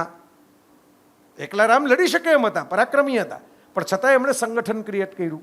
કૃષ્ણએ પાંડવોને સલાહ આપી હતી કે ભાઈ એકલા 5 જણા તમે, 6ઠો હું, એમ નથી આપણે કુરુક્ષેત્ર લડવાનું, બાકીનાઓને ભેગા રાખવાના છે. બાકીનાઓને વનવાસ પહેલાં અર્જુનને સલાહ આપી હતી કે તું બધાને મળો, સંપર્ક કર, હથિયારો ભેગા કર, બધા બીજા રાજાઓની સાથે જોડાયેલા રહ્યો. એ તો ઠીક છે, હાલો આપણે જૂની વાત ગણીએ, પણ વર્તમાન જીવનમાં પણ તમે જુઓ, ભાઈ નરેન્દ્ર મોદી હોય તોય ભલે અને મહાત્મા ગાંધી હોય તોય ભલે, જે લોકો જાહેર જીવનમાં ટોચ ઉપર પહોંચ્યા એને પહેલાં સંગઠન ક્રિએટ કર્યું, પોતાને ફેવર કરે એવા માણસો ભેગા કર્યા, અને પછી સત્યમેવ જયતેના મોડમાં આવ્યા. એટલે તમારો આક્રોશ સાચો જ છે, એની ના જ નથી, પણ એની સાથેની રેસીપી આ છે, ફોર્મ્યુલા આ છે કે એના માટે સંગઠિત થવું પડે, કે સંગઠન ક્રિએટ કરવું પડે. અને એ અલગ અલગ એની વિધિઓ છે, પણ હવે આપણા વિષયની બહાર જતું રહેશે એ બધું, તો પછી કેલેન્ડર બદલાઈ જશે. आपने कहा था कि जो चीज़ हम कर सकते हैं change we should try. Sometimes we might try, but still we might not get what we have need. How to accept that disappointment? How and when to accept that? You know, sometimes we are trying, Yes. still you are not succeeding. Yes. How do you convince yourself that it's okay? It was not meant to be. True. એમની સરસ વાત છે કે આપણે ઘણા બધા પ્રયત્નો કરીએ, પછી ખબર કેમ પડે કે હવે આ પ્રયત્ન અહીંથી અટકાવી દેવાના છે, કે આ આપણા માટે નથી બન્યું, બરાબર. એવું એક થ્રેશોલ્ડ જેને અંગ્રેજીમાં કહેવાય, એક પોઈન્ટ એવો તો આવવો જોઈએ ને કે જ્યાં તમને ખબર પડે. તો મારી એક નાનકડી ફોર્મ્યુલા છે, હું એમ નથી કહેતો કે પરફેક્ટ ફોર્મ્યુલા છે અથવા તો એ જ આદર્શ યુનિવર્સલ છે. મારી ફોર્મ્યુલા એવી છે કે કોઈ પણ વસ્તુ માટે, કોઈ પણ બાબત હોય, તમે પ્રામાણિક પ્રયત્ન કરીને એક ટાઈમલાઈન નક્કી કરો, એક સમયની ટાઈમલાઈન પોઈન્ટ 1. બીજું, એફર્ટ્સની સંખ્યા, કે હું આ બાબત માટે 6 એફર્ટ કરીશ, 6 પ્રયત્ન કરીશ કે 10 પ્રયત્ન કરીશ. જેવી બાબત મુજબ પ્રયત્નોની સંખ્યા નક્કી થાય. બરાબર? ધારો કે પરીક્ષા કોઈ દેવાની હોય તો એના 3 પ્રયત્નો હોય, પછી એમાં તમે એમ ન વિચારી શકો કે હું 30 પ્રયત્નો કરીશ. બરાબર? એમ જેવી બાબત એ મુજબના પ્રયત્નો હોય. પણ વજન ઘટાડવાનું હોય તો એમાં તમે 30 પ્રયત્નો એમ કરી શકો, કારણ કે એમાં તમે વધારે ચાન્સ લઈ શકો એમ છો. તો પ્રયત્નોની સંખ્યા અને સમય, કે ભાઈ હું આટલા મહિના આપીશ કે આટલા વર્ષ આપીશ આ વાતને. હવે ત્યાં સુધીમાં છે ને, જેને આપણે અંતરાત્મા કહીએ છીએ, ઇનર વોઇસ, એ તમને કહી તો દે જ છે કે આ આપણાથી થાય અને આપણાથી ન થાય, અથવા તો આ નથી લાગતું બરાબર. આપણે સાંભળીએ નહીં અલગ વાત છે, આ ભોજન જેવું છે. જમતી વખતે એક અવાજ અંદરથી આવે, ઇવન અવાજથી ઉપરની સિસ્ટમ બનાવી છે, ઓડકાર. તમને ધારો કે અંદરનો અવાજ ન સંભળાય તો બહાર આખો અવાજ આવે કે હવે પૂરું, ફૂલ સ્ટોપ. બરાબર? પણ છતાંય માણસોને ભાવતું હોય તો માણસો ચાલુ રાખે કે ભાઈ તો એમાં શું, 2 ડગલા ચાલી લેશું, વધારે આપણે ઘરે જઈને હિંગની ફડીકી ખાઈ લેશું, પણ એમ કે અત્યારે ચાલુ રાખો. એ આપણે અવાજને દબાવી દેતા હોઈએ છીએ. આ 2 તમને કીધું એમ, સંખ્યા અને સમય, એને તમે ભેગું રાખો એટલે તમને અંદરનો અવાજ સંભળાયા વગર રહે નહીં. આ કેવી વાત છે કે તમે એક ચોક ઉપર આવ્યા ગાડી લઈને, જીપીએસ થઈ ગયું બંધ. હવે તમને ખબર નથી કે આ બાજુ વળો તો આવશે, આ બાજુ વળો તો આવશે, આ બાજુ વળો તો આવશે, એટલે તમે આ બાજુ ગયા. બરાબર? થોડેક લગી ગયા, તમને અંદાજ આવી ગયો કે આમાં તો દેખાતું નથી, આ તો નવીનભાઈએ કીધું હતું કે અમારું તો બહુ નજીક છે, આમાં તો કાંઈ આવ્યું જ નહીં. તમે ત્યાંથી યુટર્ન લીધો, ગાડી પાછી લીધી, ચોકમાં પાછા આવ્યા. હવે તમે એક રસ્તો ખબર પડી કે આ નથી થતું, આ રસ્તે તો કાંઈ આવતું જ નથી, બીજા રસ્તે ગયા, પાછી ગાડી પાછી લીધી, ત્રીજા રસ્તે ગયા. જેમ જેમ તમે રસ્તા કવર કરતા જાઓ છો એમ એને અંગ્રેજીમાં કહેવાય પ્રોસેસ ઓફ એલિમિનેશન. એટલા વિકલ્પો ઓછા થતા જાય છે. તમને ખબર પડી કે 6 રસ્તામાંથી 3 તો ગયા, આ 3 બાજુ તો કરસન લઘુ નિસાર સભાગૃહ આવેલું નથી, એટલે હવે તમે ચોથી બાજુ જવાનું નક્કી કર્યું. એટલે આ પ્રોસેસ ઓફ એલિમિનેશન થતી જાય. જે હું સંખ્યા અને સમય કહું છું ને એમાં, કે ભાઈ હવે આમાં નથી થતું, આમાં નથી થતું, આ રીતે નથી થતું, આ રીતે નથી થતું. હવે ધારો કે 6 રસ્તા તમે કવર કરી લો, ન દેખાય તો પછી તમારે કોઈકને ફોન કરવો પડે ને કે ભાઈ મને આવીને લઈ જાઓ. હું તો ગાડીમાં બધી જગ્યાએ આવી ગયો પણ મને જ કંઈ દેખાણું નહીં. એવું બને કે તમે ત્યાંથી પસાર થઈ ગયા ને તમારું ધ્યાન ન પડ્યું. તો થર્ડ પાર્ટી ઇન્ટરવેન્શન, જેને અંગ્રેજીમાં કહેવાય, એમ કોઈની મદદ લેવી પડે, કોઈને પૂછવું પડે, જે દૂર બેઠા બેઠા તમને સમજાવી શકે કે ભાઈ આમાં આ કરાય કે આ ન કરાય. ગમે એવો મોટો ક્રિકેટર હોય કે ગમે એવો મોટો સંગીતકાર હોય, એને એના ગુરુજી કે એના એક્સપર્ટ પાસે જઈને કહેવું પડે કે આમાં મારે શું કરવું. જેમ ડૉક્ટર પોતે પોતાનું ઓપરેશન ન કરી શકે, એના જેવી વાત છે. એના માટે તેને બીજા ડૉક્ટર પાસે જવું પડે. એટલે એ થ્રેશોલ્ડ એવી રીતે નક્કી થાય. હવે ઘણા લોકો શું કરે છે કે ભાઈ નથિંગ ઇઝ ઇમ્પોસિબલ. હું ઘણી વાર કહું કે નથિંગ ઇઝ, નેપોલિયનનું સૂત્ર છે. હવે ધારો કે હું ફ્લાઇટમાં બેસું, બિઝનેસ ક્લાસની ટિકિટ લઈને બેઠો છું, બરાબર? એટલે હું એમ કહું તો સ્પેશિયલ પેસેન્જર છું, ફર્સ્ટ ક્લાસની ટિકિટ છે, બિઝનેસ ક્લાસની ટિકિટ છે, પાયલોટની ચેમ્બરમાં જાઉં ને એમ કહું કે nothing is impossible in the world, let me fly the plane. એટલે ધારો કે હું એવો મોટો વીઆઈપી હું, મારું ઇન્સલ્ટ ન કરે તો એમ તો પૂછે ને કે આપનો અનુભવ કેટલો, તમે ફ્લાઇંગ કેટલી વખત કર્યું છે? એટલે હું કહું કે કઈ વખત નહીં, મેં તો પિક્ચરમાં જોયું છે. બરાબર? તો 2 જણા ઉચકીને બહાર મૂકી આવે, બરાબર? કે આમાં બાકીનાઓને જોખમ છે એટલે આને બહાર કાઢો. તો જ્યાં તમે એમ કહો કે ભાઈ જીદ છે મારી કે હું તો સફળ થઈશ, કે હું તો આગળ વધીશ, કે હું તો આ કરીશ, ત્યાં પહેલાં આવડત પણ કેળવવી પડે. આવડત વગરની જીદ છે એ કાયમ માટે નિષ્ફળતામાં પરિણામે. મને જે બાબતની આવડત ન હોય એમાં હું જીદે ચડી જાઉં, બરાબર? તો એ જીદ હું એમ કહું કે ભાઈ મેં તો કેટલી બધી સભાઓમાં કેટલી બધી વખત માઇક સામે ઊભો રહ્યો છું, કાલથી આપણે ગાવાનું શરૂ કરશું. આપણે નવીનભાઈને કહેશું કે આવતા પર્યુષણમાં મારા સ્તવન રાખે.